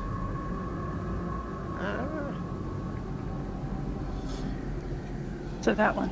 Yeah. Yeah. Okay. Okay, Honor, it is your turn now. Okay, I'm going to follow Casimir. All right.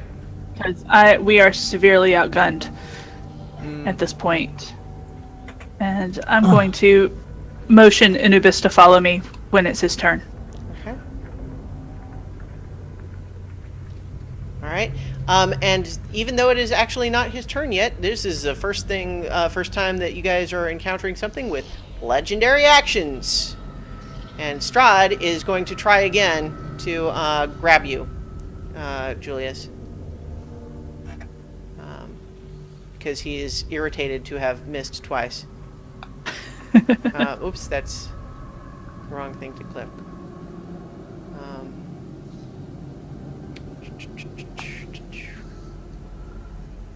There we go. And he's even worse this time.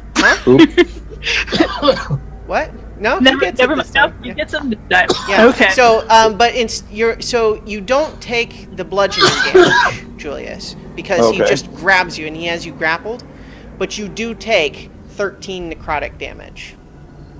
However, I believe that you are resistant to necrotic damage, so you only take 6. Okay. Yeah, let me just pull up So my sheet here. you feel just contact with this vampiric Oh, yes. figure. You Yep, half feel damage for necrotic.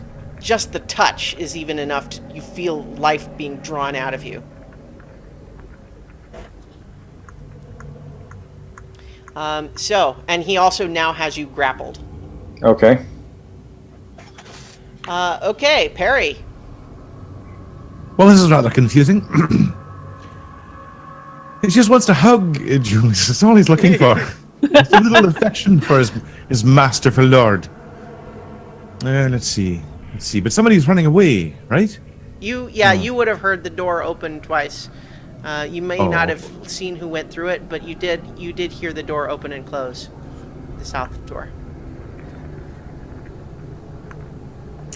It's dim in here, isn't it? We're in the middle of the night and all that.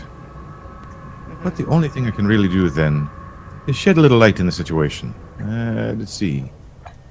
I'll light up my mace. Touch the edge of the mace and cast light. Alright. Makes Okay. it easier for me to find out what's going on. Yeah. So now the dim light, nighttime with no light coming in through the windows here, this whole room is now brightly lit, and there's stark shadows from the vats. All right. So, Jazric, you're grappled by a vampire spawn All right, I'm specifically. gonna try and break out. Is that a Okay. strength, a direct Strength or check? athletics or acrobatics, whichever is better for you. Either. Okay, I'll use athletics. Okay. All right. Okay. Yeah. I will say not only do you break the grapple, but you knock him prone in strength. Okay. Yeah, but that's I am your going action to- though. Well, for my move, I want to jump onto the horse. Okay. Make an animal handling check. Falling rocks. I'm hearing falling rocks. 11. Yeah, the horse. You know what? I'll allow it. Yeah, you managed to mount the horse. Okay. But that's the end of your turn now. And if okay. it panics on its turn and runs away, that's not a bad thing. All right, it is Irina's turn, and she is making a dash for the tree line. She's out of here, running.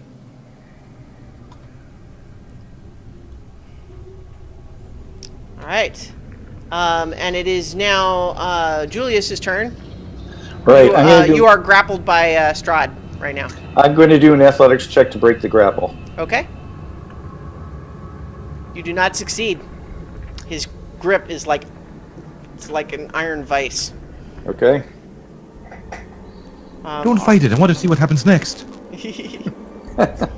All right.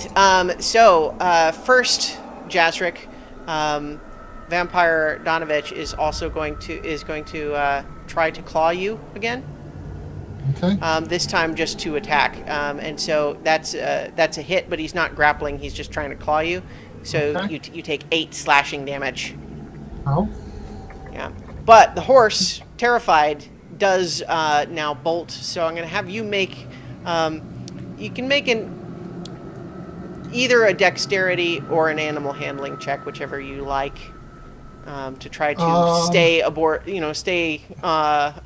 aboard. Is that the right word? Stay astride Astride. the horse. Yes, while it's My panicking. animal handling is slightly better, so I'm going to roll on that. Okay. All right. Yeah, you Yep. are able to stay in the saddle as this horse panic bolts away from the vampire. So you are going sort of parallel to the side of the building. So you're actually going approximately the same direction that Irina took off. But I would gather that when you were grappling with the vampire, you didn't probably see her. No, but So Yeah. I'll tell you as a meta sense, you are going in approximately the same direction, but I don't think you know that. can I Jashrik make a doesn't. perception check for that? Yeah, go ahead. Oh Yeah. yeah, so I will say you do, just as you're sort of getting back solid in the saddle. You do see Irina fleeing into the woods, just kind of off to your left. Okay. She's just at the range of your vision though, because it's pitch black outside. Okay. Meaning there's a few torches right outside the building, but she's basically disappearing out of that light as you catch her. Okay, so we're now back Anubis. Anubis's turn. I would guess he's probably following you. Yep, he's following me. Okay. All right. It is Shadow's turn. Having heard the two of them jump, I think she is going to back away again and check to make sure they're getting away. All right. And she's watching them go, and then seeing that they are running, she is going to go ahead and turn into a bear, which I'm going to just indicate with this little red circle. Okay. What's going on with the Mardukov family? I mean, obviously, They're, all of this noise. Yeah, they are. You haven't really seen them. You would guess that they are staying hidden in their bedrooms. Okay. If they haven't flown the coop. Yeah. Yeah. Yeah, but the many of the ravens that were kind of roosting in the rafters of this vat area are a lot of them are sort of like panicked, flapping around, and several of them fly out through little openings in the rafter area. But that was a good question. Yeah. All right. So yeah, Shadow went back to check, turned into a bear, and she's squeezing through this hallway now as a bear. Ismark is following his sister into the woods. Okay, Strahd has you grappled, Julius, and he's gonna try to bite you. And that 25 hits, I think. It does. Yep. And so you are going to take 7 piercing damage, And 6. and then 6 6 necrotic. necrotic, and you are also you lose 6 points from your hit point maximum. Okay, so max is now 25, and it was 7 plus 6, so I'm down to 8 now. Okay. Down to, all right. So, and then he actually has another attack, which he is going to use to just throw you across the room. So I'll say that you take...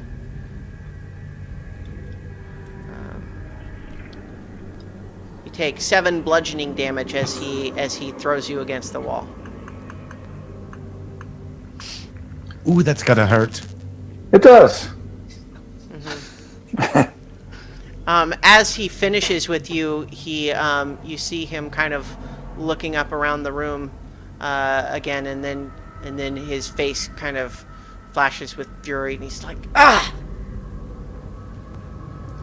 He looks mad. Something wrong? My beloved has fled. Oh, So, another flighty and fast one, isn't she? Casimir is with you, Honor, in this glass blowing workshop, and he says, "I believe Irina and Ismark are fleeing as well. We should try to perhaps we need to think of a rendezvous point, but for now I think we must run. I agree. And so you see him invisibly. He unbars the door here, and this door to this outside opens, and you imagine he's running. And actually, what he says is, "Let us meet at the crossroads of the old Svalich Road. You and I at least can stay together." Okay. All right, so I would imagine if... okay, so that was Casimir's turn. It is your turn. Are you just going to follow him? Yes. All right, so what I'll say is now, if you guys are just literally like running into the woods with that being your plan, I'll let you just say that you can do that. So Yeah. you are fleeing into the woods. Yes. You and Anubis and Casimir. Yeah. Is it okay to take Anubis with me now, or do I need to wait for his turn? No, Okay. I'll say you guys are escaping. All right, Perry. Probably kind of Oh, a I'm so bummer to sorry, see Mr. Julius force the master into doing that to him. He was always a bit impulsive. I wish I could help him, but right now I'm kind of tapped out. I'm ashamed that you missed Irina, though. She was a little apprehensive at meeting you, but I'm sure she's just gone to Kresk. There's an abbey there we were hoping to hold up in. He looks to you and just says, "Thank you." Oh, anything I can do, sir? All right, Jasrik. I'm gonna try and get control of this horse. All right, I'll say that. Make one more animal handling check just to try to calm it. Okay, there you go. Yeah, this horse likes you a lot better than Vampire Donovich. I am going to call out for Irina. Not too loud, because if I say her name, no. You know what? I'm going to call out for her brother's name. Ismark. Ismark. And Ismark. And I'm going to ride in their direction, hold out my arm, and what I want to do is pull Irina up onto the horse with me as I ride by. Okay. Well, on her turn, we'll let her make an acrobatics with advantage to try to hop onto the horse. All right. In fact, actually, it is Irina's turn right now, so let's have her make that check. Ooh, nice. With advantage, and that would have been a normal roll anyway, but she gets a 20, so I'd say she sees you riding up behind her with the arm held out, and she accepts it, and you're able to pull her up onto the horse behind you. Okay. Nifty move. Nice. All right. Yeah. Julius.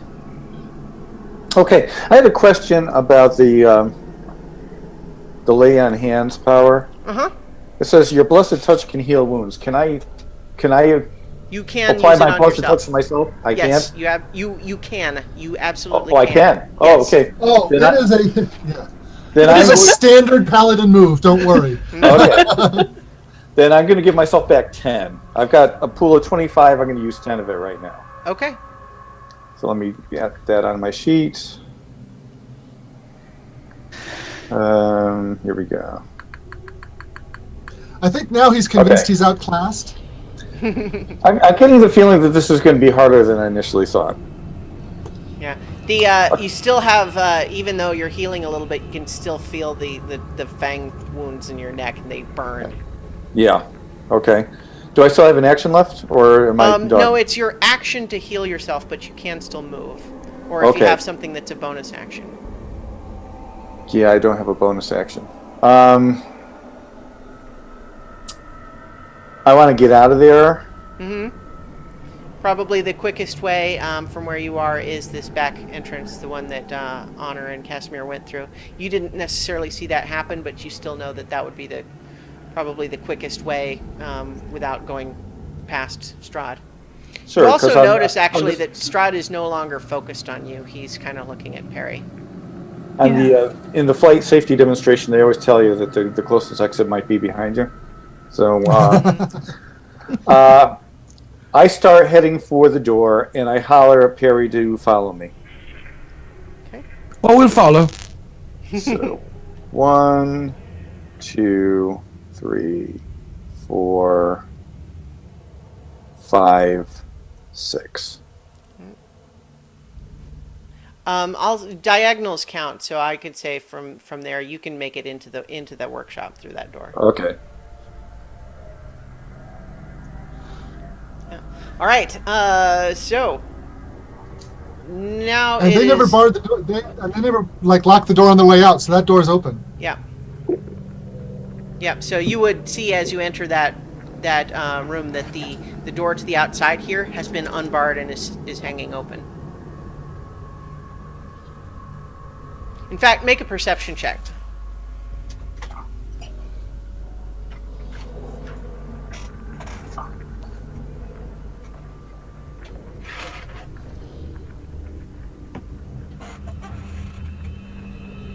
Are you making a perception check, Tim?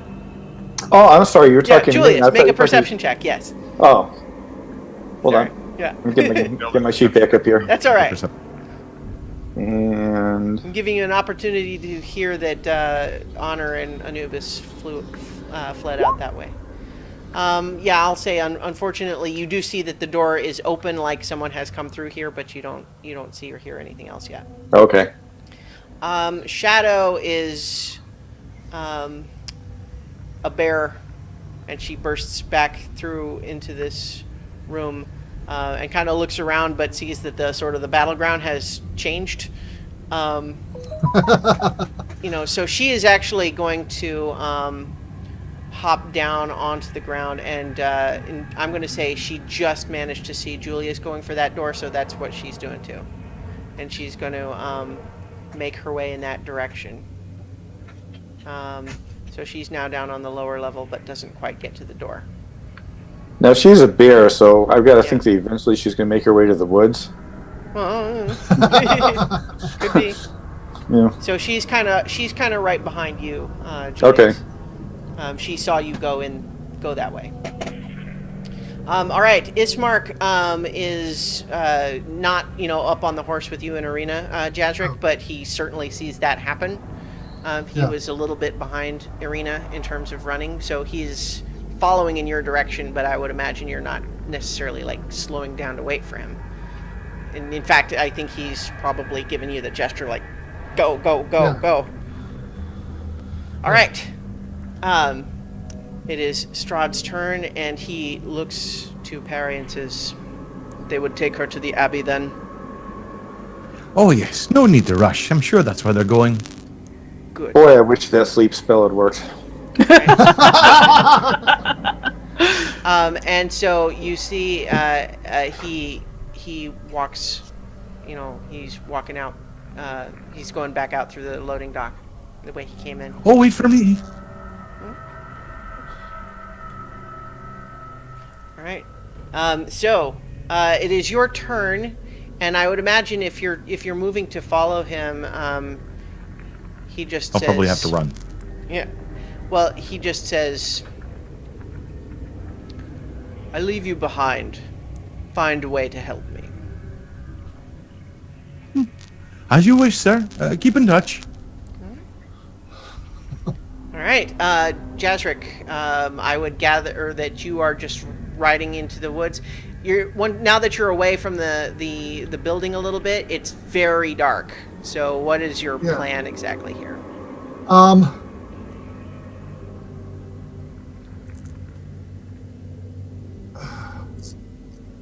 Kresk isn't let us in without the wine. I'm going to go to the campsite that the family was using. Oh, okay, yeah, all right. They probably have left at least some supplies behind.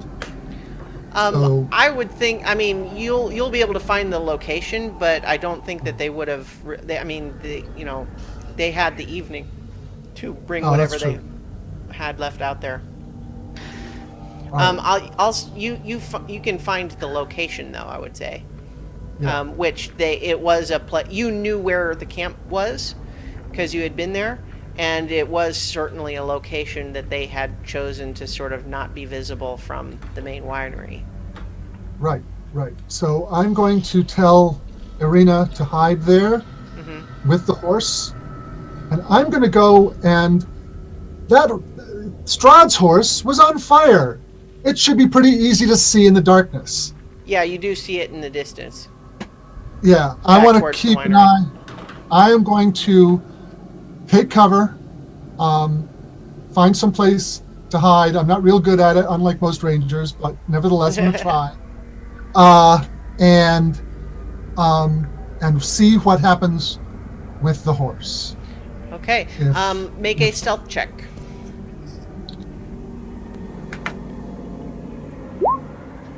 All right. So you are watching to see what, if anything, happens with the horse.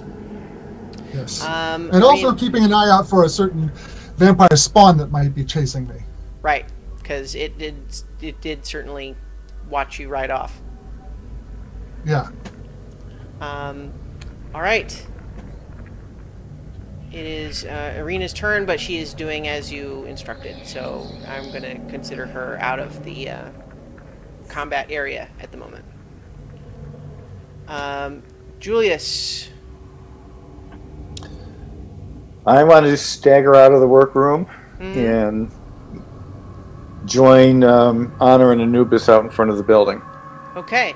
Well, so they're not building. standing right out there, but I'll say once you get outside, go ahead and make another perception check. Okay, so let's go 1, 2, 3, 4, 5, 6. Okay. Yeah, so although the icon is still there, basically, she and Anubis and Casimir have fled, heading for the woods. Okay. So make another perception check, and... Yep. Clicked on the wrong thing. Here we go. Okay. Yeah, you're all alone. It's very dark. You know that some of your allies probably came this way, but you can't see them.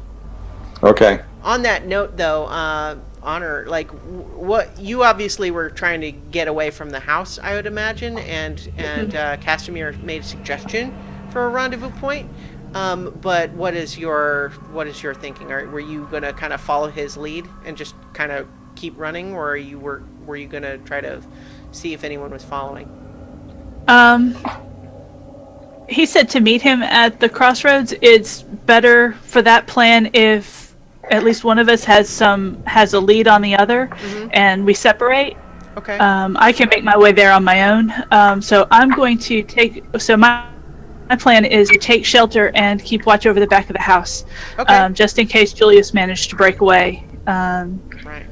Okay, so I'll say make a stealth check and a perception check. Okay. Stealth check 22. Yeah. And perception check 17. Okay. Yeah, you see, you discover a nice hiding spot just past the tree line here, and you do see the door open again, and Julius kind of staggers out from behind the house. All right. So, on your turn, which we'll get to in a minute, you can decide how you want to handle that. Okay. In the meantime, you also see Shadow as a bear emerge from the back of that. Do we know that Shadow? You didn't see her transform, but you have seen her be a bear, though. Okay. Yeah, it's a very distinctive bear. Yeah. All right. Ismark is, I would say, probably in trying to keep up. Jazric, you would probably see him looking for you.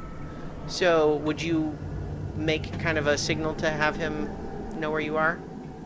Because he can't really see. It's dark. I'm going to caw like a crow. Okay. Would you like to demonstrate for us? All right. Yeah. So I'll say that he hears that and kind of heads towards you. So he is now waiting with you. Okay. And he sees that you don't have the horse or arena, so he's satisfied with that at the moment. I'll have him make a stealth check as well to hide with you. And I will whisper to him that Arena is hiding back at the Okay. family's campsite. I'm going to say because he's hiding with you, that I'll let him that have been an advantage roll, which is just as well because he literally got Seriously. a 1 and a 20 in terms of the roll, so 2 and a 21 is the outcome. But yeah, so basically the two of you are hidden, hoping for to basically hope that nothing follows you in this direction. In the meantime, Perry, what you see is Strahd makes his way back to his horse, which then takes off into the air. What? That's cool. Really? Yeah. So, and you would see that too, Jazric. You and Ismark would see that the flaming horse does start to move, and it moves up.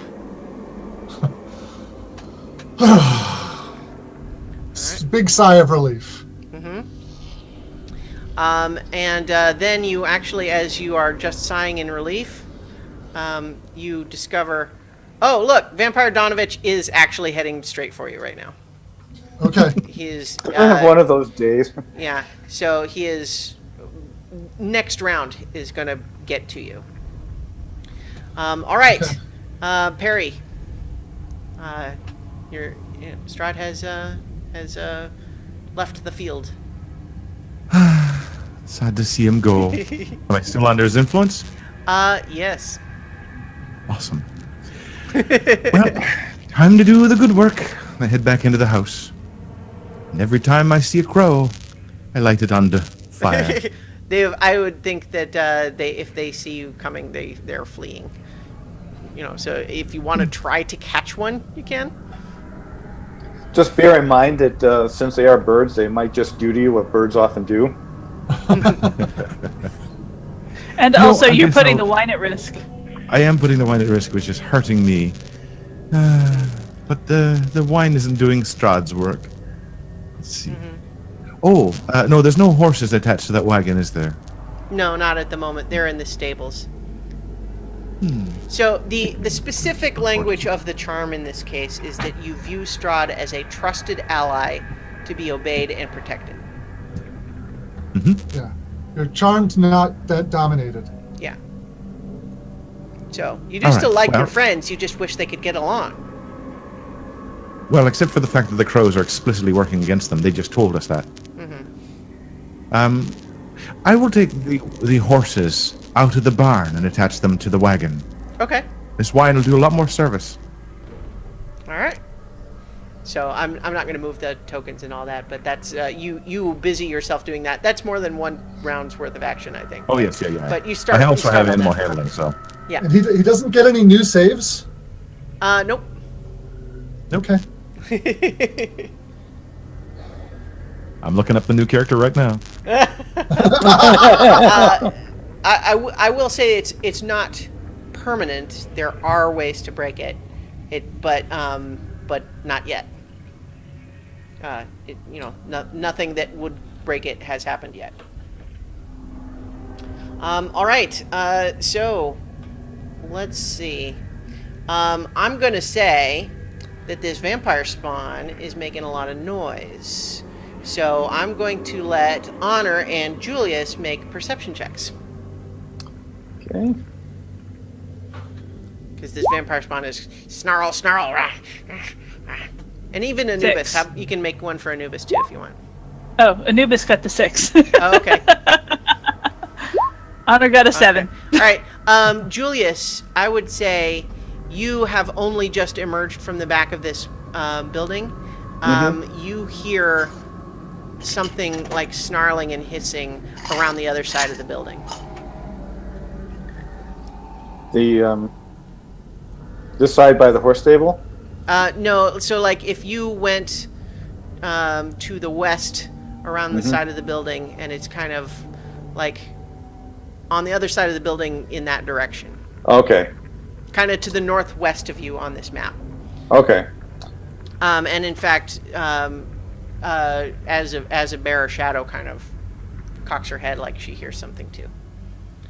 Okay, Jazric, you've got this this thing coming right for you. It's not clear if it really sees you or if it's just trying to follow. I'm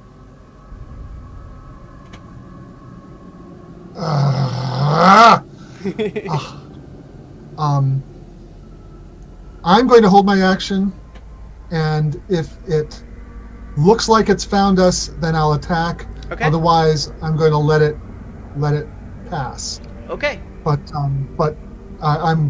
if it looks like it's going in Arena's direction, I'll also attack. Okay. All right. Julius, you've heard this sound. Yeah, I am going to be not quite so brave and stupid and move in the opposite direction from the sound. So I'm going to go around this turret here or whatever that is. So I'm going to go 1, 2, 3, 4. Did I skip I think I skipped your turn, Honor. Were you going to try to make any sort of a signal to Julius and Shadow coming out of the back of the building? Go ahead and let Julius have his turn, right. and then I'll go. Okay, so 1, 2, 3, 4, 5. Here, then I've got partial cover right there, depending, so I can at least get a look at what might be coming towards us. Okay. All right. So, Honor, I'll say that you can now, watching him move away, you have the opportunity. You're currently hidden. He doesn't see you, it looks like. Uh-huh. So, what are you thinking? Okay, so I'm thinking that I could see Shadow and Julius from where they were. So I saw the bear kind of cock her head and look in one direction, and then Julius moved specifically in the other direction. Yeah. Okay. I'm going to support this intelligent decision making.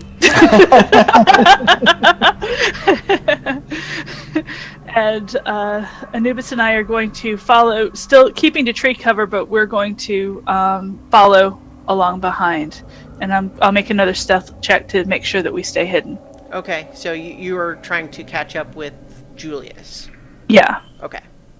But not making any sort of you're not announcing your presence or anything. No. Okay. And I got a 20.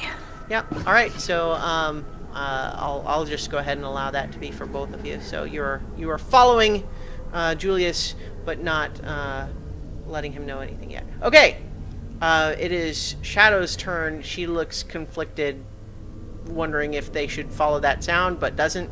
Instead, she's following also Julius to stay with him. All right. Ismark is following your lead, Jazric. He is holding his action in case this vampire spawn, is going to attack. At which point you know what? I did the initiative a little bit off here. So what I'm going to say is that the vampire spawn is now coming right for you, and so you both get to make your ready to action as this vampire spawn he is headed right for you. It's obvious now. Okay. All right. First with the spear. Mm-hmm. All right. That hits. Okay. Okay. So Piercing? you do get a sense that you do damage it, but you get it sense that it is resistant. Okay. And now with the hand axe. Okay. 8 does not hit. Okay. And as a 6th level ranger, I get an extra attack every round. Oh, okay. Wait. Are we level Are you, 6? I think you guys are just level 5. I was going to say, I'm a 5. Fifth level. Sorry. I was thinking of it different. So many characters. Yeah. That's all right. All right. Sorry. Okay, so Ismark makes his attack. Where did I closed him? Okay, Ismark makes his two-handed longsword attack. And that's a 24, yeah. so that's gonna That hit. hits. Yeah, All right. so that's another 4 damage. I should have let him attack first, and then I could have gotten my bonus damage. Oh, well. Oh well. You readied your action before he did, though, so that's. Yeah. I think that's.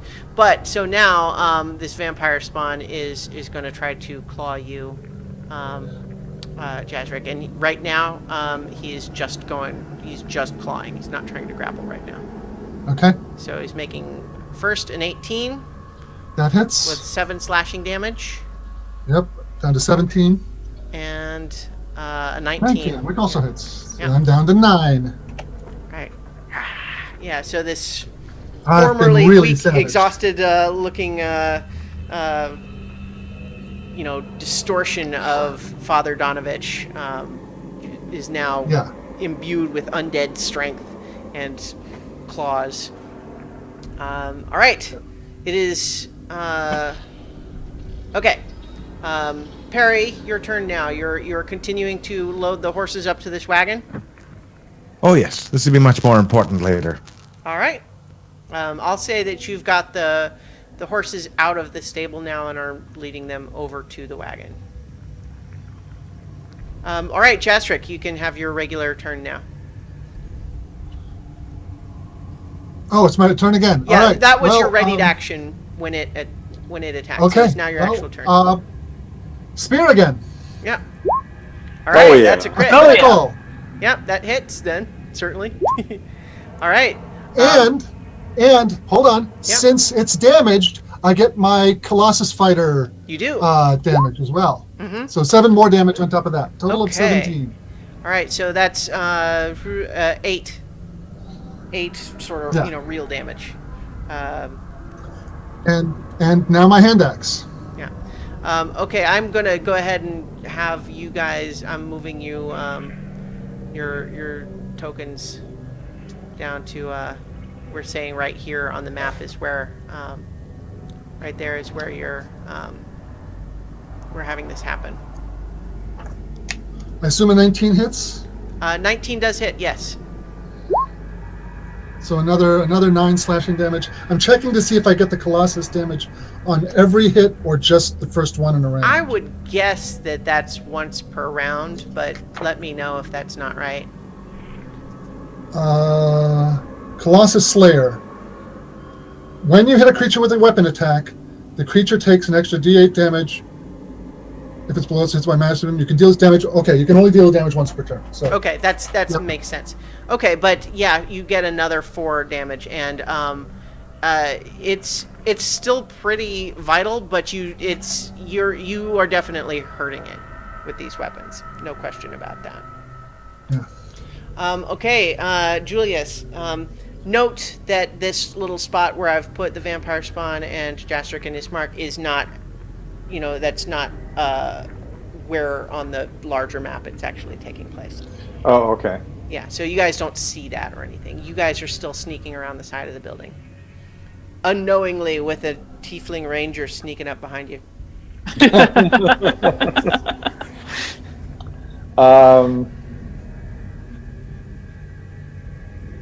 I guess I'm going to continue retreating around the building toward the tree line. Okay. Are you moving to where you would be seeing the front of the building or no? Yes. Okay. So you would probably then... I would say you can get probably here. Okay. If you're trying to move quietly. Yeah. Because if you wanted to dash, you could get farther if you're running. Yeah, I'm still, I've got 11 points, but I'm still fairly badly beat up, so Okay. I'm just going to move quietly. Do I need to roll for stealth for that? Yeah, go ahead and roll for stealth. Also, roll for another perception check. Okay.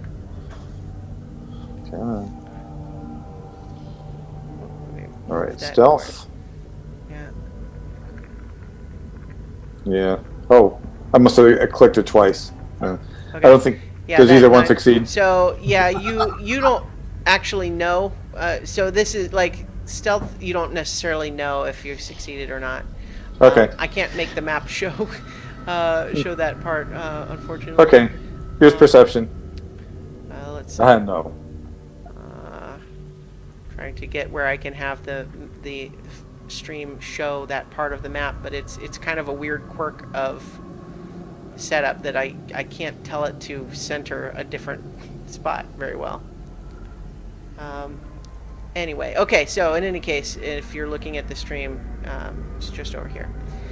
So yeah, you are making your way towards the front, but you don't really see or hear or notice anything else of note. And I've moved the vampire spawn's turn to here, so let me just reflect that. Okay. It is Shadow's turn. She is following you. She's going to make a perception check of her own, which is good. So, she notices both that, I think she suspects that you are sneaking up behind them. She probably gets a whiff of you on her. But also hears the activity of Perry dealing with the horses around the stable. But she is keeping close to Julius for now, assuming that it's best for everyone to sort of stay in proximity to the extent that that's possible. Yeah. Okay. By the way, while I'm sneaking around the building, I'm kind of wrestling with a question of whether I should use my longsword on Perry or my club. I go for the club. Knock him out, and then we can heal him later.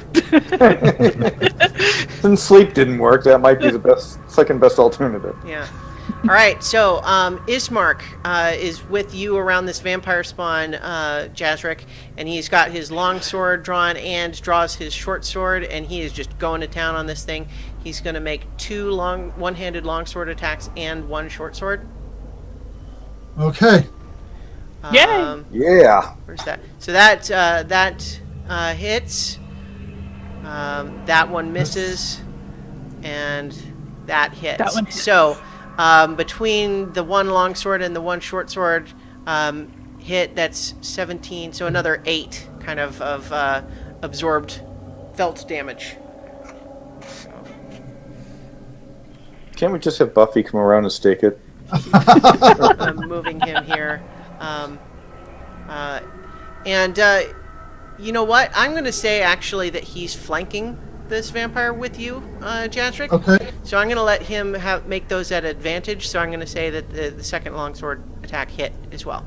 Okay. And your All right. attacks were going to be at an advantage for the same reason. Awesome. Just All right. if I survive long enough to give them. Yeah, it's a risk because it's actually the vampire's turn now, and it is going to try to grapple you again this time. Okay. So it looks like it succeeds, and it's going to try to bite you.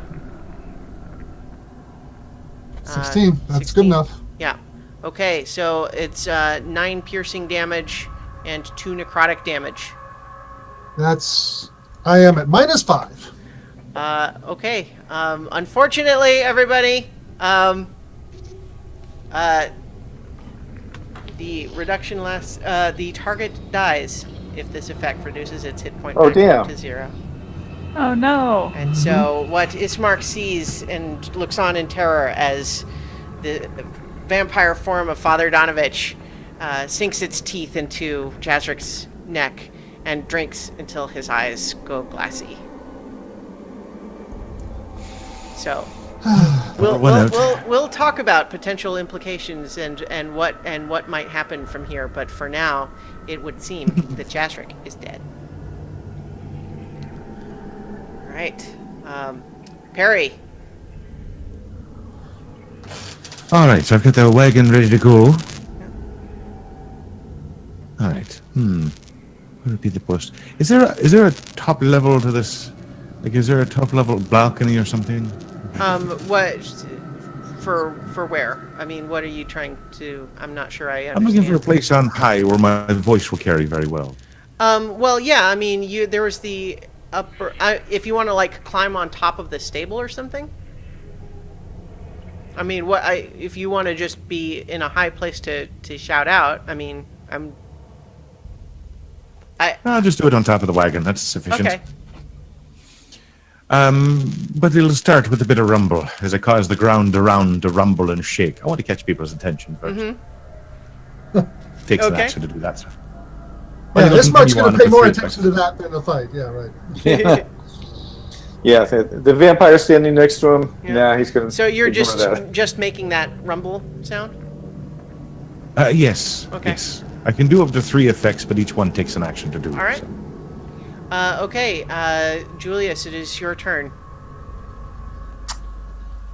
All right. I will say that you have definitely heard more sounds of what sounds like fighting. I'll say you definitely heard that this time. And as you go around, Which- also you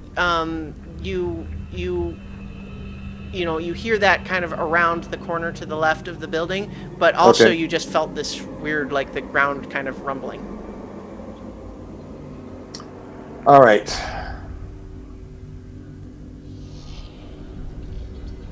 I am going to hang the left. Now, where is the fight happening in relation to here? So, if we were to show it on the map, so like if you made your way to the front of the stable, Yep. it would be I'd say it's like a round and a half of travel to get to where it is. Okay. So far I've moved 4.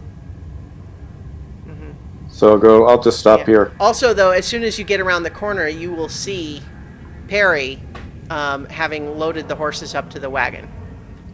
I draw my club. All right. Okay. From the chat room, apparently the way that Jazwick is going to make it back is the Lord of Light will bring him back. Let's see how that works. Oh, All right. So. work for Jon Snow. Yeah. We'll. Doesn't work so well when your Lord of Light cleric is currently the one that you're facing off against, though. I think also, Perry, you probably, once you kind of finished with the horses and were sort of going to make attention, I would imagine that you are aware that there's some kind of fighting happening away from the building towards the tree line. You Oh, don't yeah. necessarily wanna see give what's it- happening, but yeah, you're aware it's going on. Okay, that was Julius's turn. Shadow is doing that too, and I think as soon as she moves around to the corner and maybe sees it in the distance, I'm going to say she dashes in that direction, but she's not going to get there this turn. All right, it is Ismark's turn, so he is going to continue to wail on this thing, and in fact, I'm going to give him advantage again just on the basis that it's busy, kind of still getting what the blood it can, it's trying to drink from Jazric's body.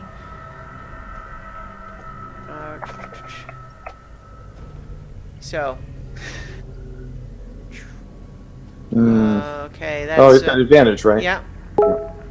Yeah, so that's a miss, or excuse me, a hit, and a hit with advantage. So that's another 16, 21. So that's another 10.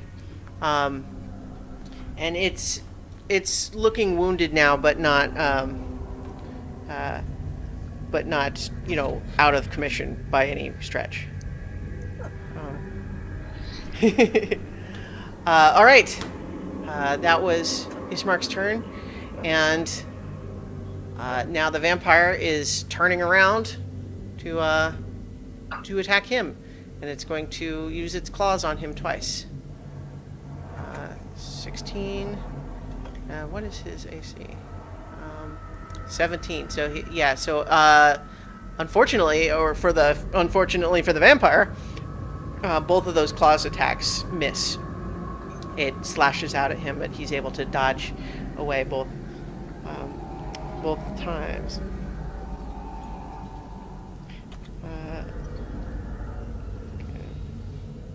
All right. So that was the vampire's turn. Perry, you're up again. All right, so the rumbling continues. Yeah. My voice gets louder as it can be, 3 times at least from the thaumaturgy. And I hereby announce, forthwith let it be known, for this winery, its contents, the people who work here, and all the things it shall produce in the future, are the property forthwith of Strahd, and shall be given over to him for whatever use he has. Anyone who decides that this is not in the best favor will therefore incur the wrath of Strahd, and all those who follow him, and all those who understand what he's really about. That's my action. All right. So, Julius, you've just seen Perry make this pronouncement. Yeah, I want to dash towards the fight, but can I trip him or something as I walk by, as I run by? Well, so if I'm on the back of the if wagon, you use so- your action to do that, then it would you can't also dash. Oh, Like okay. half the distance that you can make. Oh. All right, you know what? No, Ismark needs help, so I'm going to dash toward the fight. I will deal with Perry later. All right. So you're dashing towards the fight. We'll say that you will get there on your next turn. Okay, so which way am I going? To the left here? To the west? Well, we're not going to use the map, so Oh, okay. for that Okay. because it's not So we're it's just just gonna not big assume enough that- to show that ground. So Okay.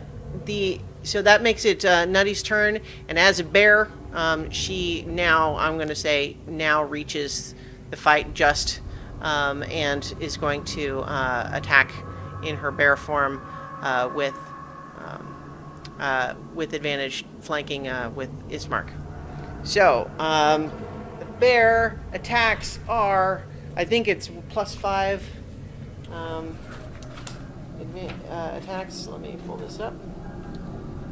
Yes, it is +5 attacks. First with a bite and then a claw. So that's the bite, which hits, and that's going to do 1d8 +4 damage.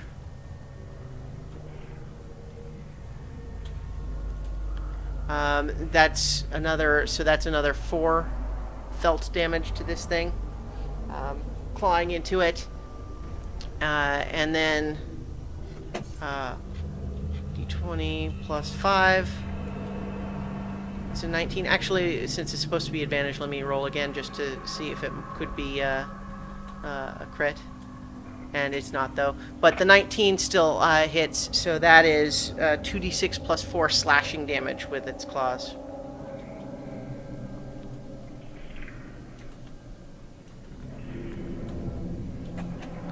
Alright, so that's another 4 felt damage. It's starting to look like it's, you guys are, with the bear and Ismark now, it's maybe thinking it's gonna start thinking it's outmatched. Okay, so Ismark's turn though, and he is going to continue to go after it with the with his sword. Still advantage because it's flanked now, so that's still going to be hit. That's going to be a miss, and then another hit. So that's a total of 10, which goes to 5. All right, and now it's the vampire's turn, and it is going to attempt to flee into the woods. So both Ismark and Shadow get attacks or opportunity attacks. That's a miss, and then 5 shadows. Yeah, that's also a miss. So it's currently running into the woods, but it's actually, in terms of trying to run from them, it's running kind of parallel to you, Julius. So I'll say that you can run to intercept it on your turn. Okay. Perry, your turn though. All right. Well, I've said my piece. Nobody paid attention, but that's fine. I'm okay with that. Time to ride off into the sunset, or sunrise, I suppose, in this particular case. Mm-hmm. Wagons hitched up to the horses. I'm on the back. I've done this before. Yeah, hit the reins and hit the road. Make an animal handling check. Let's see here. And with the stone, I'm thinking the horses are not used to doing this in the dark. only an 11 with the stone. All right. So they seem like they're reluctant.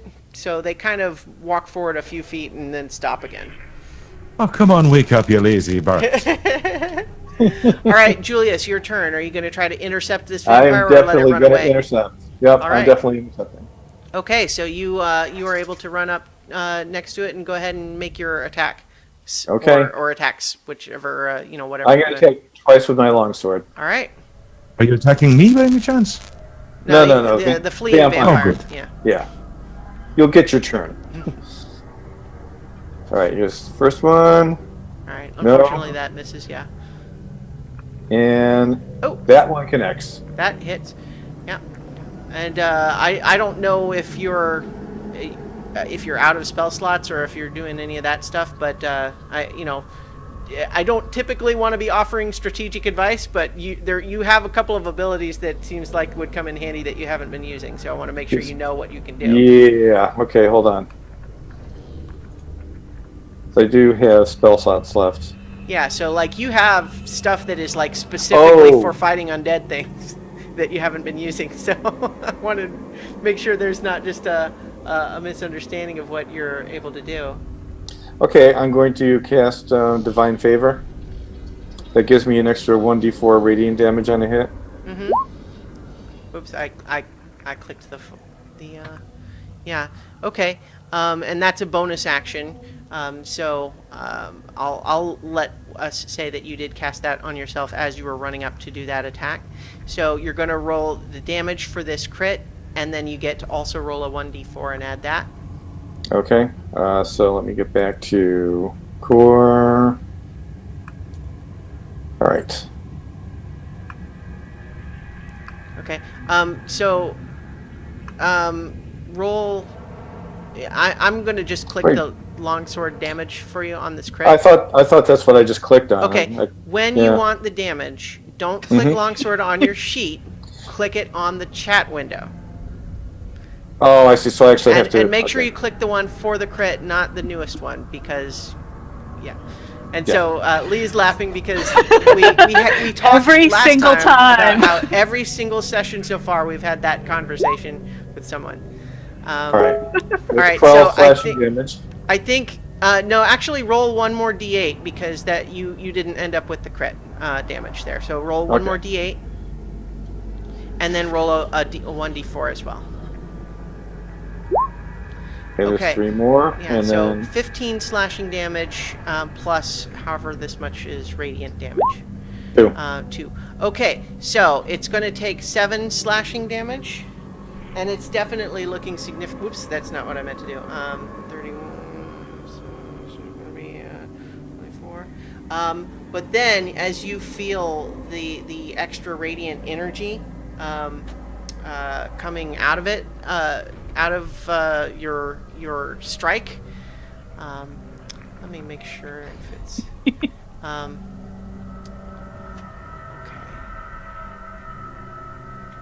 Oh, you know what? I've actually Okay. Yeah. It you definitely get the sense that damage is not reduced. Okay.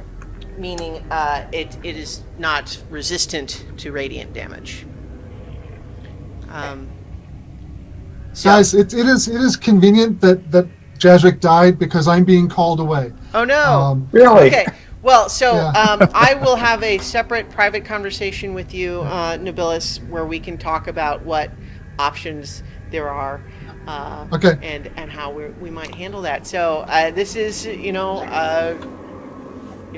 it's something that happens in this game. Especially Strahd. All right, Yeah. later. All right. See you later. Let me see ya. See ya. Yeah. Okay, so you get a sense that you have just wounded it still, but it is also already kind of in a mode of panicked and trying to flee.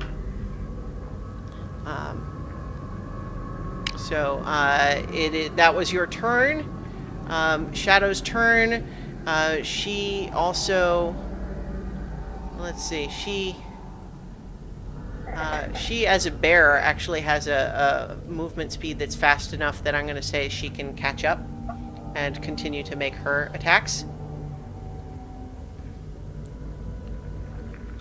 20 plus 5. I'm going to say they're not at advantage presently, though, just because she just barely caught up. Barely. Huh. So that's going to hit. Rim shot. But I'm ching.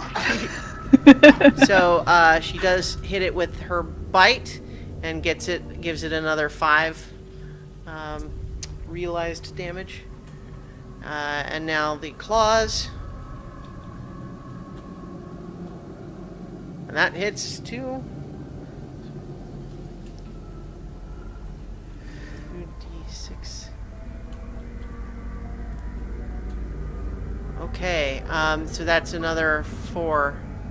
So yeah, this thing is looking pretty wounded now.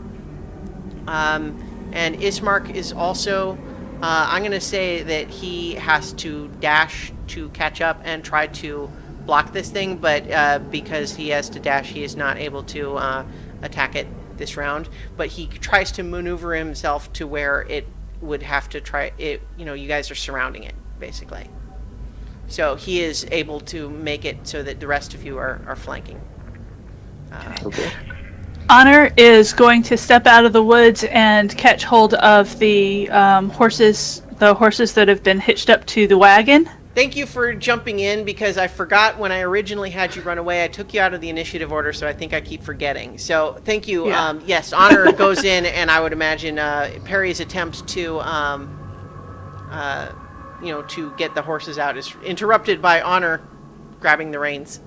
Yeah, so Honor stopped the wagon on the roads, and she's going to she and Anubis are going to prevent the wagon from going any farther. All right. Can I resist that? Well, And I'm going to give Perry such a look. well, so how about this? You make an animal handling check, Honor, and then on Perry's turn, he'll make a competing one, and we'll see who the horses listen to. Okay. All right. I got 14. Yeah. All right. So this vampire is Ismark is the one that is most obviously kind of blocking its way right now. So it is going to attack him. And I keep closing the window for that one.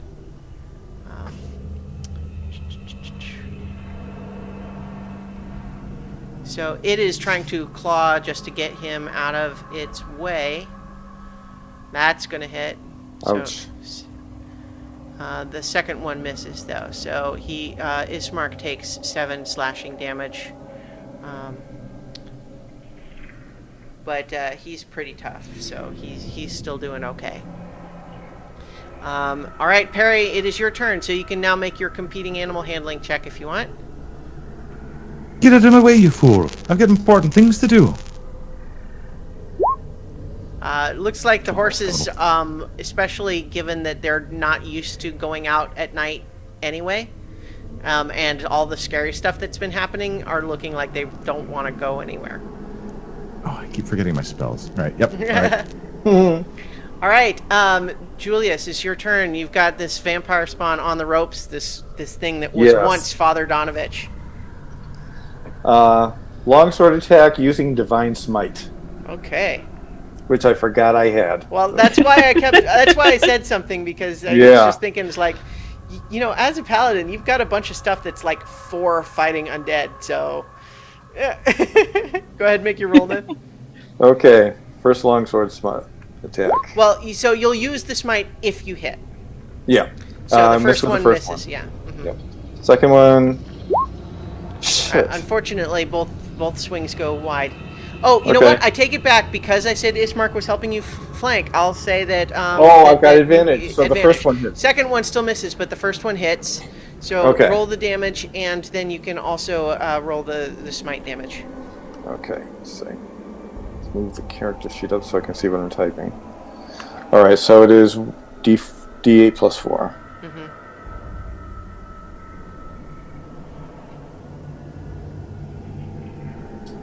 Helps if you type it right, okay? You might actually just be able to click on that top roll. Yeah, you should be able to. What's that? Or it's just going to be regular damage, so the longsword damage. So you just Yeah, that's fine. 6. Okay, so it's another 3 slashing damage, but then you're also doing the Divine Smite? Which is another D8, is that right? I don't know. I gotta look it up. Hold on. Yeah, I had it bookmarked. Yeah, so Divine Smite starting at 2nd level. The extra damage is if you're using a spell slot. If you're using a 1st level spell slot, it's 2d8. And if it's undead, which it is, that's another d8. So roll 3d8. Okay. And it's radiant damage. All right.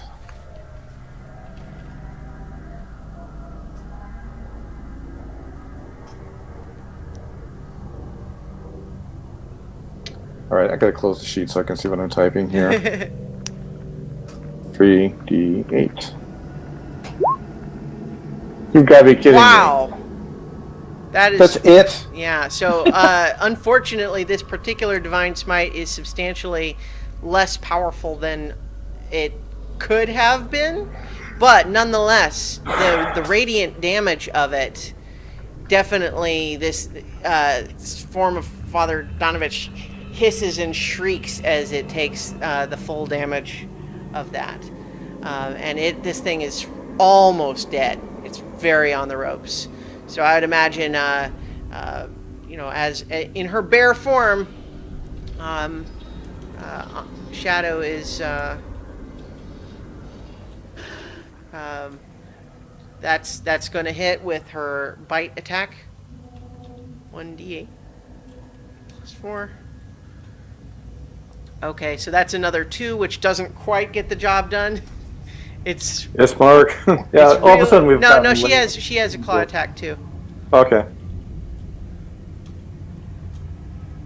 But unfortunately, she misses with that. So it is Ismark. It is up to Ismark to apply the coup de grace here, and he looks down at. Well, let me have him attack first, I think. And I should have had Shadow at advantage, but let's just move forward. So Ismark with advantage gets that hit, and with he looks down sadly at this thing that was once a trusted family friend and spiritual figure, and says, "I'm sorry for what happened to you." And with that, he decapitates the vampire spawn that was once foreshadowing Father Donovich. And so it twitches and flops around, but it is dead. All right, I'll say we are now no longer in initiative. So Shadow and Julius and Ismark are standing around. You've left Jastric's body where the original fight was taking place, which is maybe 35 feet away or so. Mm-hmm. Irina is hiding in the woods. Honor and Perry are arguing over the wagon. Can I just say, as I was making my notes, there was a perfect kind of sentence that kind of came out of this. It's that Perry tries to flee, but Honor stands in his way. Yeah. Well done. All right. So yeah, like I said, you guys are no longer in initiative. All of the, hostile enemy combatants have been dealt with for now. But Irina is currently in. Yeah. So I would say Ismark immediately runs to try to recover Irina. Okay. So sorry. Go ahead. Step out of the way, Honor. I don't want to hurt you. You won't hurt me. But this is a betrayal. You are betraying the people More of an awakening. who have given us shelter after we helped them. You're going back on your word. I cannot let that stand. Now get off of the cart and let us return the wine to the people who own it. This is not the property of Strahd. I told you who owns it. And it's more true than I've ever realized before. I've been a fool for so long. Is that what Lathander would say? Does Lathander's Lathander left me for the believe? day. But you're a follower of Lathander. Isn't Lathander above Strahd? He's the light of the sun. And the light of the sun is against this kind of darkness. He Ask makes his Lathander judgments. what he It's says. true. Honor, make a persuasion roll. Oh God. 18. Oh, Oh my God. That's pretty good. You know what? I will allow Perry to attempt another wisdom saving throw. Oh boy. See how Cross this my goes. fingers. Oh, look Damn. at that. Crap. Okay, yeah. So I'm going to say that I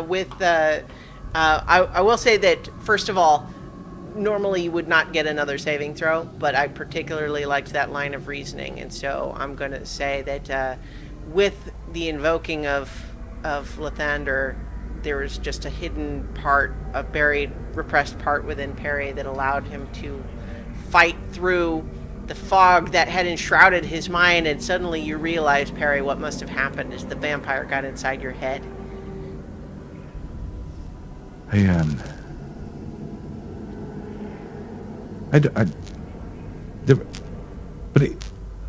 Oh no. I need a drink. Incidentally, drinks. I'm going to say that a couple of you see Adrian, Davian Martikoff's son, emerging from the woods with Irina, and they reunite with Ismark just kind of at the distance of where you guys can see, and they're making their way back towards the house. I don't know. I don't know what happened. He was a friend.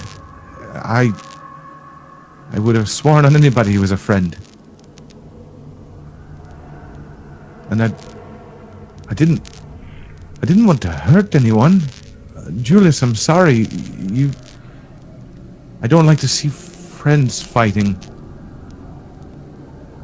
I don't. Wait a minute, I can still count. Where's...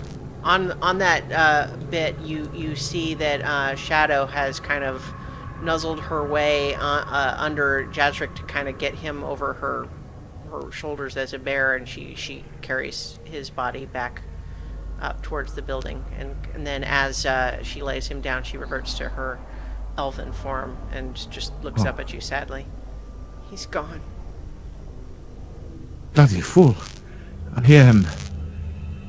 can't do anything for him.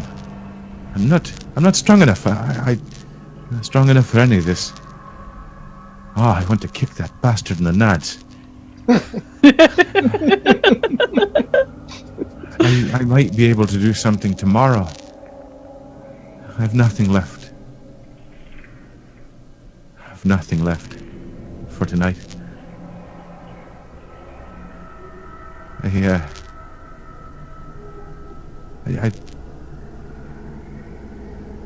I'm only half the person maybe some of you thought I was. I was really convinced. At this point, Ismark and Irina are approaching warily, but as they see kind of your demeanor, they gather what has happened, and There's open tears seeing Irina. I'm so sorry. I didn't know what was... I mean, I knew what I was saying. It's the worst part about it. I knew exactly what I was saying. She goes up and hugs you, crying also, and just says, I know. I felt it myself. Is that what you felt? Is that what I thought? He just leaves you with the confusion. I don't, If this can happen again. Maybe it's not for better that I'm with you. Maybe I should go. There's a parish in need of a priest.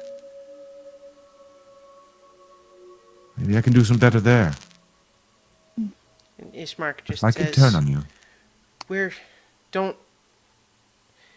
Strahd could do that to any of us. But he did it to me.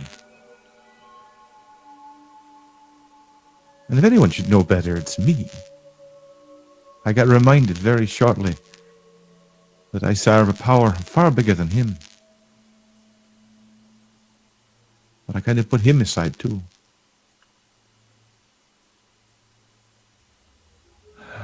I need to sleep. We all do. The Davian, you see a raven fly in towards the building just at the outside here where the loading dock is, and it transforms into Davian Martikov, and he looks around and just says, "It would seem that Strahd has returned to Castle Ravenloft. Is He'll be everyone all watching right press. here?" No. Hop down off the wagon and walk over to Jazrik's body. Ah. He wanted to have a good night's sleep. He wanted to rest. I couldn't give that to him. Now he seems to have found it on his own. I'm sorry, Jazrik.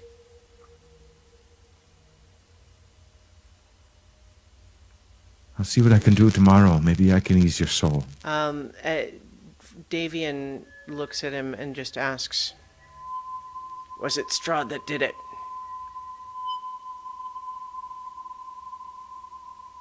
No, I don't think so. Definitely Ismark can confirm and say, "No, it was the other one. Donovich was turned." Is that important? Davian just says, "A freshly made vampire can't turn others." You mean you could have become one of them? If it was Strahd, then yes. I suppose I could have as well, if he'd wanted to. I wouldn't even have said no. Julius, I imagine you're kind of got a finger going to these two wounds on your neck, kind of just still feeling. Yeah.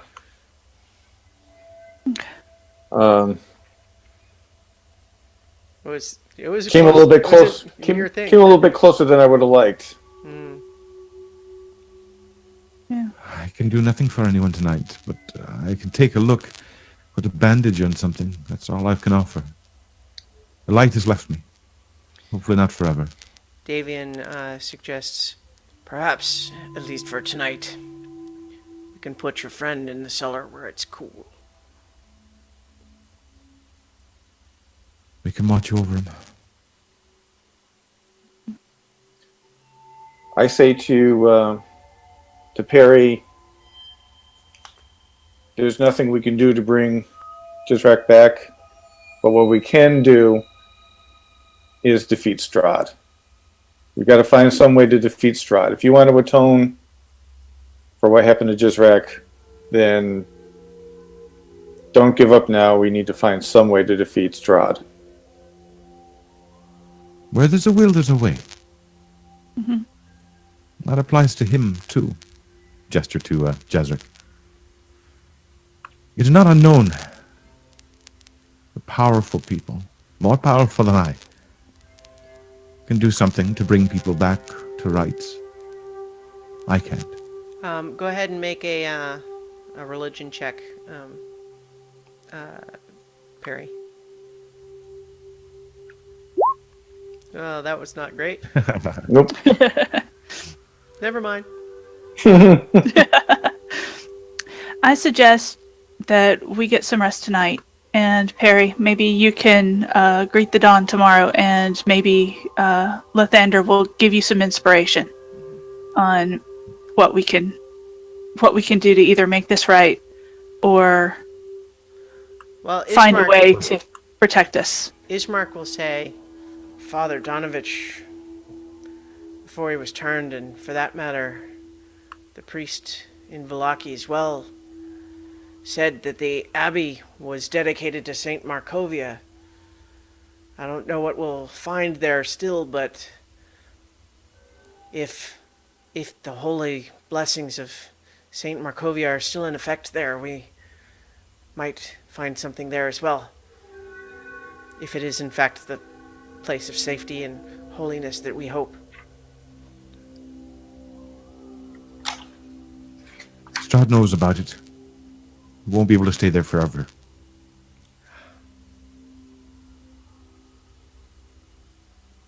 Ismark kind of just nods, like that's. It seems possible that's going to be a problem. Maybe they'll have ideas on a better way to protect Irena. I'm out of ideas. Somebody give me a hand. I'm not strong enough to move Jazric myself. All right, so I help him. All right. So I would I'm say, really not strong enough. yeah, I would say like together or acting together, you guys you carry him around the back of the building just because that's the entrance that has the stairway down to the cellar, and so down in the cellar, there's the one wall which seems unnaturally cold and got a couple of barrels of wine actually got a little bit of frost on their sides, and the other wine racks there though. But I'd imagine you place Jasric's body there. Maybe do you like cover it or anything like that? If there's a tarp or something that we can throw over it, Yeah, yeah. there is. Okay. Actually, if I could have a bucket of water, I'll clean him. He should look good when it's presented. Yeah. Dawn. So they, one of Davian's sons gets a bucket of water from the well and brings it to you, and some fresh linens. I'll proceed to clean Jazric's wounds, make him look presentable. All right. So you in guys the would meantime, gather. It is about 1 a.m. okay. How many points is everybody down? I got 15 points of healing left. Use them on yourself. I'm fine. I think Shadow's fine, and Harry's definitely fine. And Okay. Yeah, Ismark's a little down, but you're the worst off for sure. All right, then I'll use the 15 on me. All right.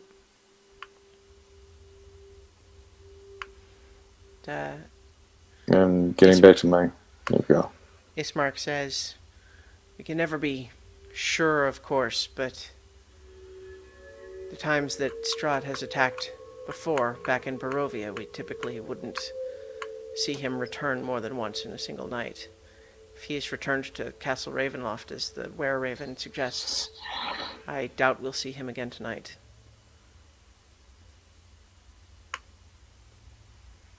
Just as well. Then we should get some rest. I mean, once Perry is done preparing the body, we should just get some rest and recharge overnight. I'm going to stay down here with Jazric. Okay. I'm going to talk to Lathander if I can.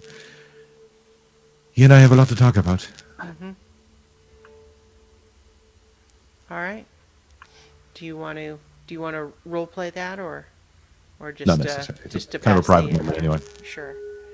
So, the rest of you all kind of re-secure the areas that had been opened during the fighting. You realize that Casimir has not come back. Honor knows that he had said that perhaps you could all rendezvous at that one crossroads by the old Svalich Road. So he has not returned, at least tonight. But hopefully he knows where you could potentially meet up with him again. In the meantime, everyone kind of settles back in. I would imagine it's a little difficult to get to sleep, but you're also exhausted. So eventually you all are able to go to sleep, and I'll go ahead and you can take the benefits of a long rest now. Okay. yay! I can delete my. I had made note of status and still had it up that I was soaked in wine, and I had not said, "Oh yeah, I actually scrubbed that off." So. All right, so. Oh, that I took a 6-point penalty to my hit point maximum when I got bit. That's permanent, right? No. Sometimes, depending on what it does, it can be permanent. The one that Jazric had gotten from the hag stayed, but this one wears off once you've had a long rest. Oh, So okay. after So the long rest, you are back to normal. okay. All right. So daylight eventually comes. You have rested. You awaken, feeling rested, refreshed, but sad. Um, you have all of your hit dice and spell slots and hit points and so on back. And those of you who choose your spells for the day should do so. And I think that's actually everybody. Yeah. Let's see. Let me think. The irony, of course, is that after that conversation with Lathander, I now have third level spells, which include Revivify. Yeah. Which, unfortunately, must be done within a minute. Not exactly. Yeah. Do go ahead and make another religion check, though, with advantage, since you kind of were specifically, in prayer. All right.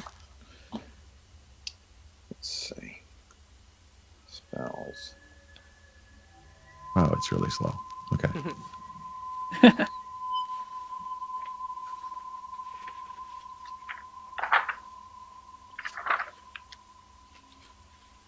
Okay. 12. You know, for a cleric, you sure don't roll well on religion. All you know is that although you are actually not familiar with Saint Markovia, because saints are often can be like a regional thing that you wouldn't necessarily know all the saints from other lands. It's not like the Catholic Church that has just the dominion over that in the sense of deciding who's a saint or not. But if Saint Markovia was legitimately granted that right, that would have to mean that she performed some kind of miracle. And so you don't know what you might still find at the Abbey, but it being, for example, you recall hearing St. Andrew's Church in Vallaki specifically had the bones of St. Andrew that, gave it protection if they weren't stolen. But so the Abbey being dedicated to St. Markovia is at least promising that they might have something to offer beyond just safety. You're hopeful in any case. It's no guarantee. So many more spells. All right, and How do you delete a spell using this interface? when you are, let me I'm clicking on the little right. gear wheel there. It just brings up the description. I don't see an option to delete it. See the little thing that looks like a lock, like a padlock?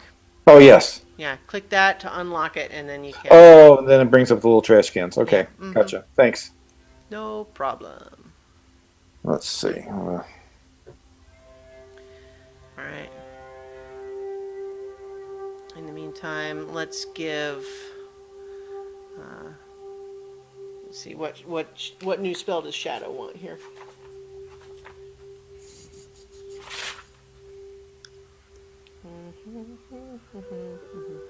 I think Shadow is going to take Daylight.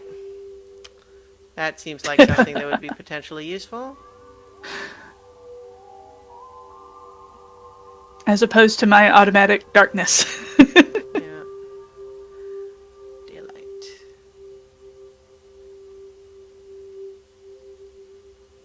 Alright. Otherwise, I'm going to leave her with the same spells she had before. What she tells you guys is that the Daylight spell, you guys, everybody kind of is aware that that vampires are, that they don't like daylight or sunlight, right? So, especially given that the sky is so overcast here, it's not a guarantee that even during the day that would be enough daylight to hurt them. But her spell, which requires a third level spell slot, creates a 60-foot radius sphere of light, which does count as daylight for the purposes of things that don't like daylight. I can do something like that too. Okay. Oh, that's a good one. I wonder if I should replace spike growth with locate object. Oh, well, yeah, in the sense that you weren't going to take locate object because Jazric was going to have it, so. Yeah, I'm going to take locate object. Okay. So, as it is the morning, Davian says that, he and his sons will prepare the wagon, and they go and get one of the barrels from the cellar and load it onto the wagon and say they're happy to help deliver the wine to wherever you want it to go. But they would I will do accompany as you, I- not just give you the wagon because they need the wagon. Yeah. Yeah. They're not giving you their wagon and their horses. As promised, I will, as a ritual, go around to the other barrels and purify them Aha. with purify food and drink. They are very grateful. And the wine is sweet and tasty and no longer poisoned once you have cast that spell. And because it's a ritual, I can keep doing it if I need Yeah. to. So I'm still- the vats are of a size that this 5-foot sphere, you can get one whole vat with a spell of that. So you basically cast it 3 times, once for each vat. Okay. And they're pretty sure that the barrels and bottles, they have essentially tamper-proof seals, so they know that the druids would not have been able to get at the wine for those without it being obvious that they were opened. So, meaning they're pretty sure that the open vats might have been poisoned, but none of the others are. That's what they're thinking. So, are you guys prepared to take these wine barrels back to Kresk then? Is that the plan? Yep. I believe so. I do greet the light of day with trepidation, but also closed eyes and whatever light that I can get. Okay. I will choose Julius, Honor, and Shadow. No, Irene shall have it All right. for aid. That should appear in a moment or two. Okay. There we go. Yep. So your maximum hit points are increased by 5 for 8 hours. All right. So you guys get on the road, and you are. Let me scroll over to where you guys are. So you are currently here at the winery, making your way back north along this road. The muddy road soon becomes the slightly more solid, not paved, but a well solidified road. You make your way up, and as you reach the intersection with the main road, you see Casimir step out of the woods and nod to you. And then he kind of looks around. Is this all of us? Yes. I'm sorry for the loss of your friend. I'm sorry I was not able to be more help. I assumed that it would be pointless to try to engage Strahd. No. Not pointless. Never pointless. It's not about whether we can defeat him now. to whether we have the resolve to do it later. But we have to be more careful. Jazric, much as I admired him, didn't learn that lesson too easily. He always ran in, fearless, and now he's gone. The lesson here is not to try. The lesson is to try smarter and to get stronger. And he nods and just says, yes, I would suggest before attempting to engage him again, we should seek out the Amber Temple and find the secrets that may lay within. And Ishmark says, not to mention whatever other treasures we have that may Madame Ava foretold. Mm-hmm. I still don't know how I trust her. I don't know how to trust anyone, really, but why would she say those things? Why would she tell us this?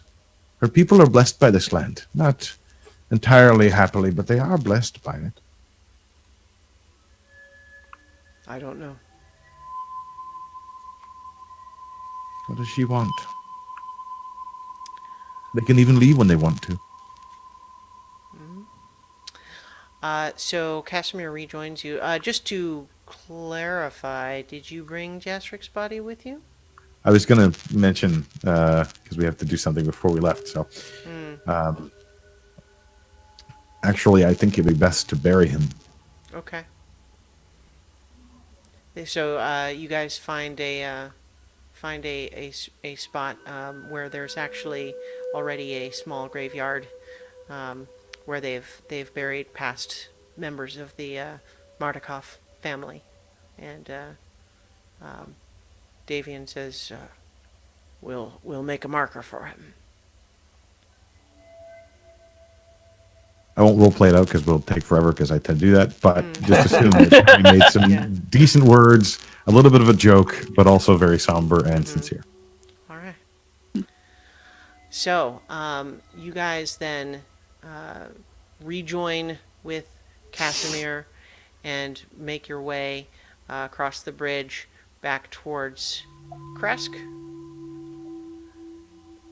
And then Yes. Let's get you back on that map. Okay. Let me remove Jasric's token here. So, once again, you reach this this road that diverges from the old Svalich road, switches back a couple of times up to this 20-foot wall and the gatehouse with its heavy wooden doors. The guards are looking down at you, but they see the wagon and they recognize the Adrian Mardukov who's driving it, as the rest of you have been traveling, and the guard just says, "Is that what I think it is?" Yes. If you think it's wheat, then you're wrong. Stay right here. I'll fetch the burgomaster. And he departs eagerly. And then I didn't give you the handout for it last time, but there is actually a handout for the burgomasters. I'm going to actually give you a couple of handouts that I discovered there were ones that you guys hadn't had before. So here's a handout for Izek and for the Mardukov family in Vallaki, meaning Erwin and Danica and their kids. They're not here right now. I'm just, like I said, I realized after going through all of that you guys didn't see all of this. So there were handouts that I didn't give you. There's one for Rictavio. Mm-hmm. Who was Rictavio again? He was the half elf in the bar. Only Shadow really talks to him. Oh, okay. Okay. The Mardukov family, is that the one in Vallaki, or is that the one we just left? That's the one in Vallaki, the family in Vallaki. Okay. So the Davian Mardukov, who you already have a handout for, was the guy who is the patriarch of the family there. Here's a handout that shows Strahd atop his horse. Badass. Yeah. I mean, I terrible, awful person. Yeah, but boy, I really like that picture though. Yeah. yeah. And then here's one of Baron Kreskov and his Baroness, although you haven't met her yet. So you guys are waiting by the wall, and it's not too long after that you see the Baron Kresk, the Burgomaster of Kresk, reappear at the top of the wall, look down, see the wagon, and immediately signal the guards to open the gates. And he comes down and he meets you as you are entering and just says, I apologize for turning you away yesterday, but I'm sure you understand these lands are dangerous, and yet, having brought wine back to our village, I am honor-bound to you to show you Kresk's hospitality. Please come in and be welcomed. And you notice too, still, that he doesn't look good. Like, he looks like he's maybe been crying. He's not weeping right now or anything, but his eyes are red, and he just looks like he's maybe not slept very much.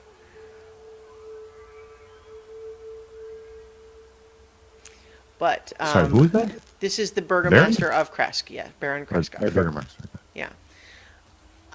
But he lets you in. So do you come in? Yes. Yep. The Mardikovs just hand off the barrels to some of the guards who come down over the wall and take them eagerly. So they are waving goodbye and heading back out, and just say, just come back to the winery if you need anything. And then he kind of goes to tip a hat that he's not wearing. I tip the hat, but I'm not wearing. That none of us are wearing. Yeah. One of the guards just kind of is like, "You guys are weird."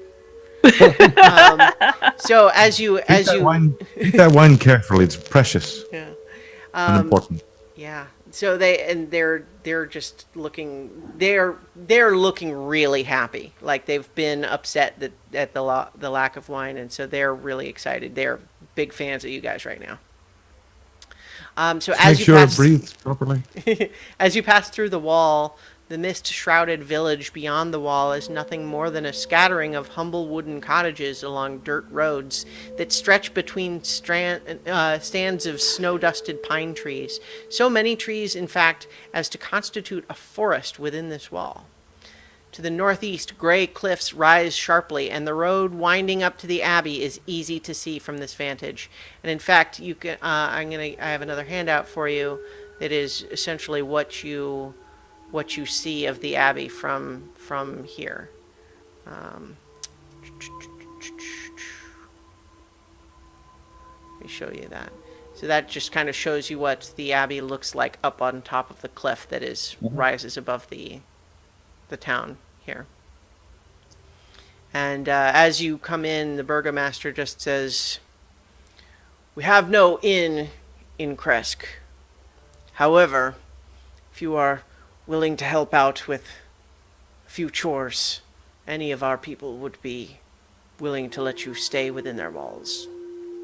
It does get cold at night here."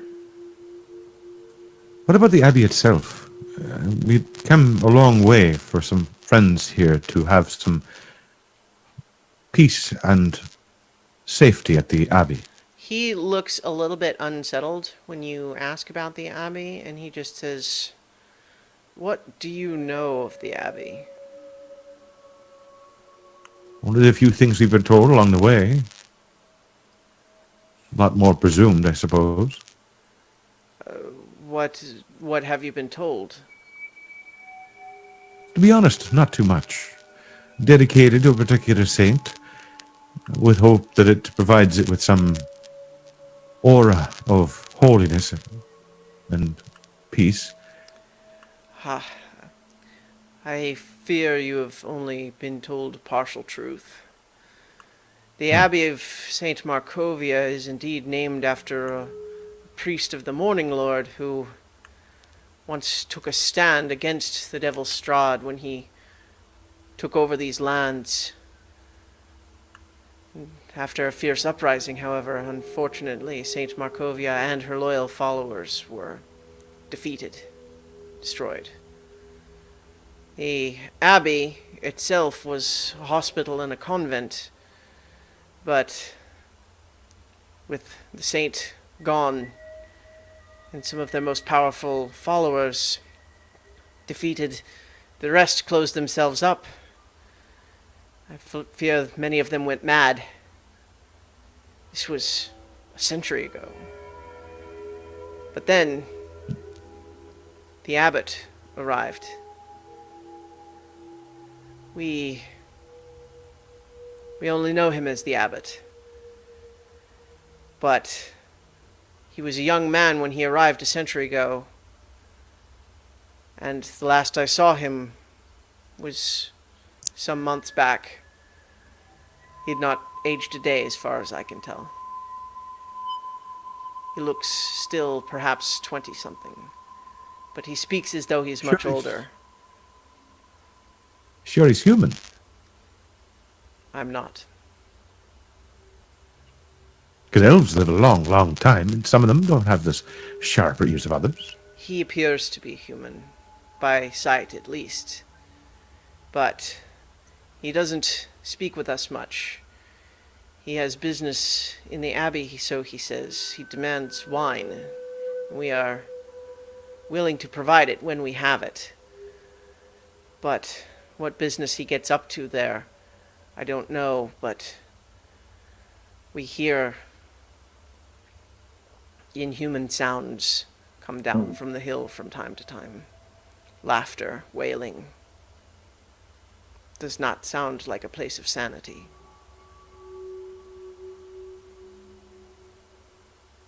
And then, even just as he is speaking of it, you hear the bell that you had heard before start to ring.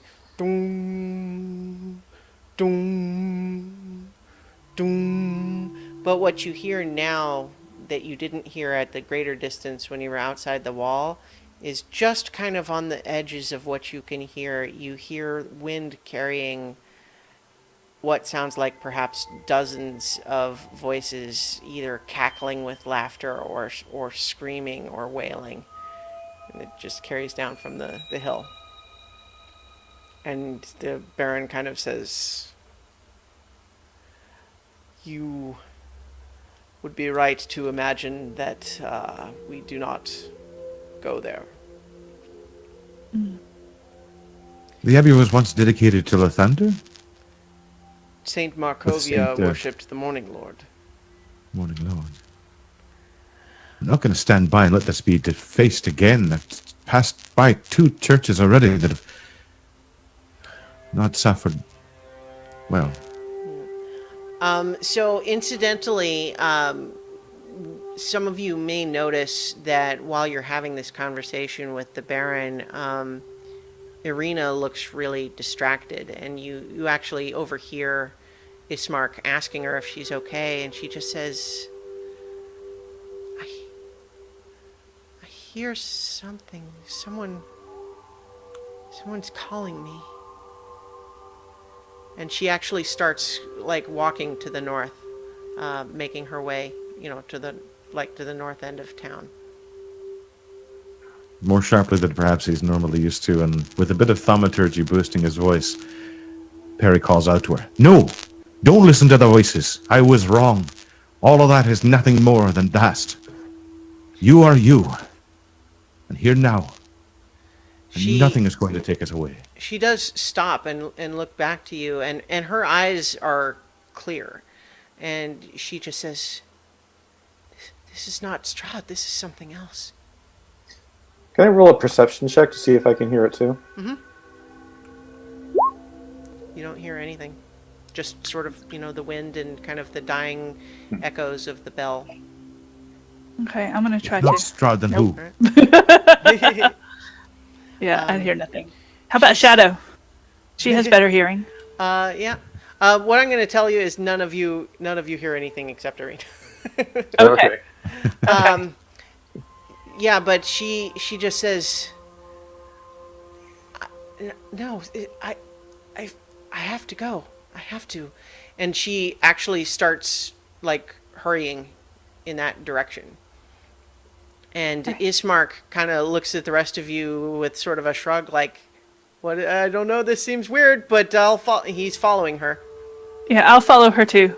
Me and I Anubis. will as well. All right.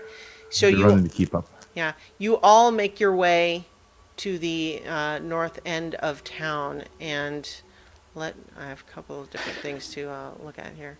Um, and then as you approach the north end, going through this village, let me just note on the map here.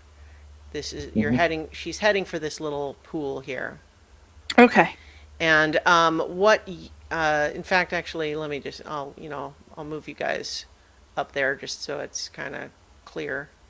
That's where she is going. And I'd imagine the rest of you are following. So we're not doing like tactical, but that's where you guys are, is up here. Okay. And so you as you approach, even under gray skies, this pool at the north end of the village shimmers and sparkles. Near its shore sits an old gazebo on the verge of collapse. A wooden statue of a mournful, bare-chested man, its paint chipped and faded, stands in the gazebo with arms outstretched, as though waiting to be embraced. But Irina hurries towards the pool, and as Irina reaches the pool's edge, an image appears in its sparkling blue waters. A handsome youth of kind and noble visage. The sadness in his eyes turns to sudden joy. "Tatiana," he says, "it has been so long. Come, my love, let us be together at last." Irina gasps and puts a hand on her heart. "My beloved Sergei, in life you were a prince and a man of faith. We were to be married long ago.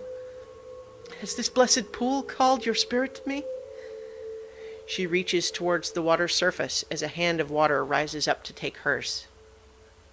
Don't move. I cast hold person on her. Okay. She makes a wisdom saving throw, I think.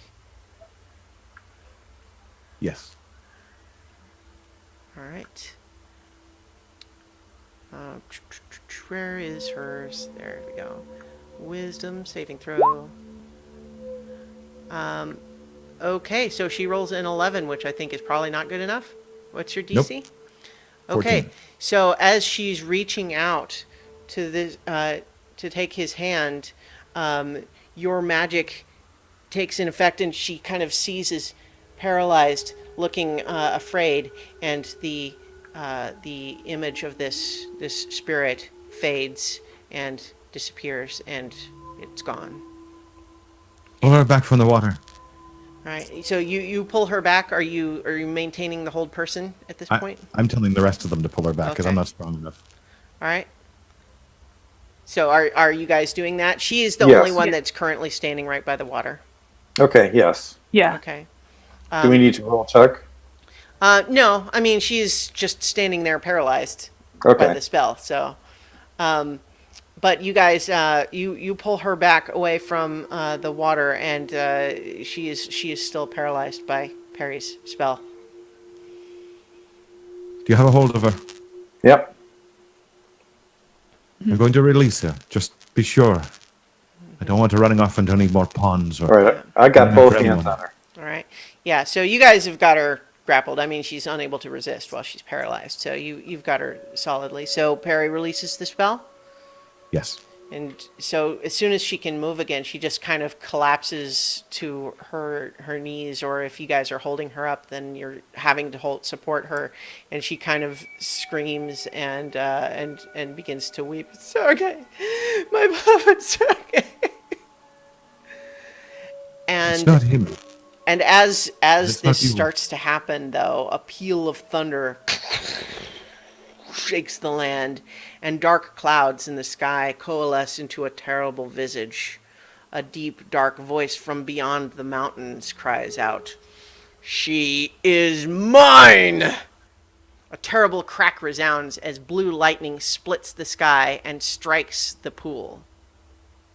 And all of you, I'm going to say, are within 15 feet of the pool. Okay. So make a dexterity saving throw. Or just a check, excuse me. Not a saving throw, but just a dexterity check. Ooh. I get hit. I'm going to use a point of luck. You don't have points of luck, remember? Oh, right. Did I roll a 1? Didn't roll a 1 either. Yeah. If you roll a 1, you can re-roll it. That's different. Yeah. Irina, so basically any of you, wow, it looks like everybody. Except for Julius. Yeah, everybody except for Julius is knocked prone just by the shockwave of this. And you don't take damage, but you see that now, as the clouds that had suddenly gathered begin to fade, the pool doesn't glitter like it did, and the gazebo was destroyed by the shockwave. And Irina is just sobbing. Is the statue intact, or was Nope. that destroyed too? Well, it's certainly knocked over. I mean, you could check to Okay. see if it was damaged beyond that, but the gazebo collapsed. It was not that sturdy to begin with. Okay.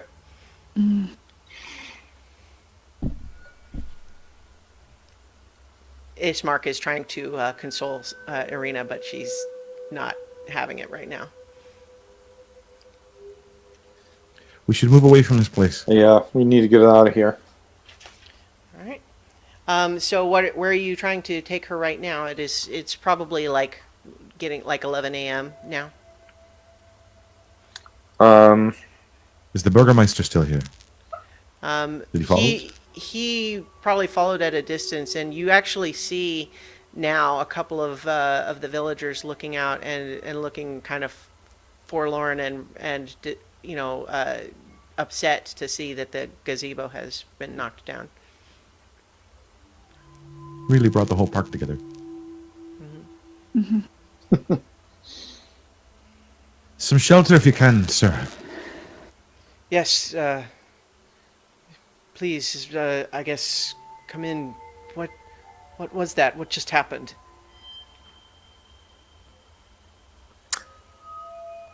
We're not sure. But I believe Strahd had something to do with it. What can you tell me about that lake? The pool was once blessed by the priest of the Morning Lord. It was always pure, always sweet. We always knew that it could be protected. The water was always pure. The gazebo we called it the Shrine of the White Sun.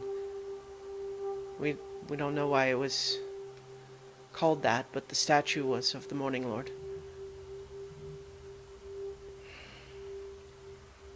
He already looked like he was kind of sad and was kind of buoyed a little bit by the wine, but he's looking pretty almost despairing again now. And he kind of just says, Okay. "Thank you for bringing the wine, but I fear you've brought trouble to our town." In case you've been mistaken, maybe you haven't left your walls in decades. Trouble's all around. It's getting worse. If you stay behind these walls and hide and cower and ignore it, worse things can happen. Let's find a safe place to regroup. and figure out where we're going to go from here. It's obvious that the Abbey of St. Markovia isn't going to shelter Irena, so we have to figure something out. Yep. We're cleared out and re-sanctified, maybe. All right. So I'll say that he shows you to a cottage just to say this will get you out of the wind for now. And I think we'll probably go ahead and call it there for today, and you guys can regroup and discuss your plans next time. Okay, and Yeah. we'll have a new Nobilis next time. Yeah, well, we'll see how that goes. I'm going to talk with Nobilis separately too, because there are things that can happen in a world as a place as strange as Barovia. Things could happen, but maybe we'll, something could happen with Jazric, or maybe a new character. Strahd's new lieutenant. My first player character death.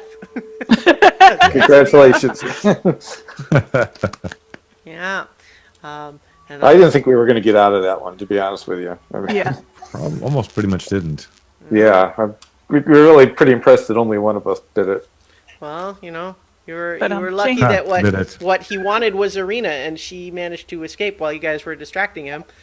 Whether that was your actual strategy or not, that's what happened. That's how it played out. Strategy? So- Are you implying we had a strategy? Yeah. Well, I planned to get away with the wine. That was my strategy. Yeah. That's always your strategy. Well, it was interesting point. just to, in planning the encounter for me, I'm trying to get my head in the position of Strahd in terms of knowing what he can do and what it is that he wants. And without wanting to beat you up about it, Mark, you did just open the blinds and just look out right out there. But so, no. Oh, yeah. That's on watch. That's literally what you do is you went out and look, and I just really muffed the roll. Well, that's why Yeah. vampires are scary, right? No, I was fully expecting that I was going to leave with them, actually. I kind of thought that was going to happen too. Yeah. Or, But, just it's always about a insane. girl. So even vampires are Put just the wine. that way. Yeah. But as we finish though, Irina sure seemed like she wanted to go in that pool, but oh well. Yeah, I mean, I gotta say, there From was that that point of view. paralyzing her there, because otherwise she would have gone in. She would have grabbed that hand. well, yeah, probably. And bad things would have followed, most likely.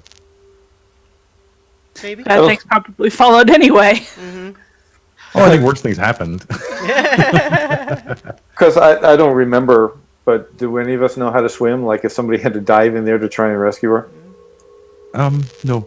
Yeah, I didn't think so. Yeah. All right. So, in any case, another excellent session, and now you have encountered Strahd. You've seen him. You know what he can do, at least some of it. Yep. And yeah, He's got a pretty tough looking horse too. yeah, Yeah. he sure does. Tazric His was name like, is "Want that Bucephalus. horse?"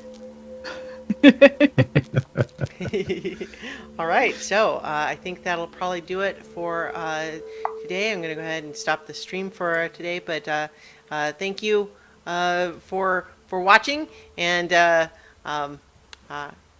especially good to see you as always in there, Paulette. We appreciate that, and we'll be back for another session of Curse of Strahd. We literally we finished the session pretty much with the thunder. Oh yeah. Destroying this shrine of the White Sun. All right, so that's it for this time. Thank you, everybody.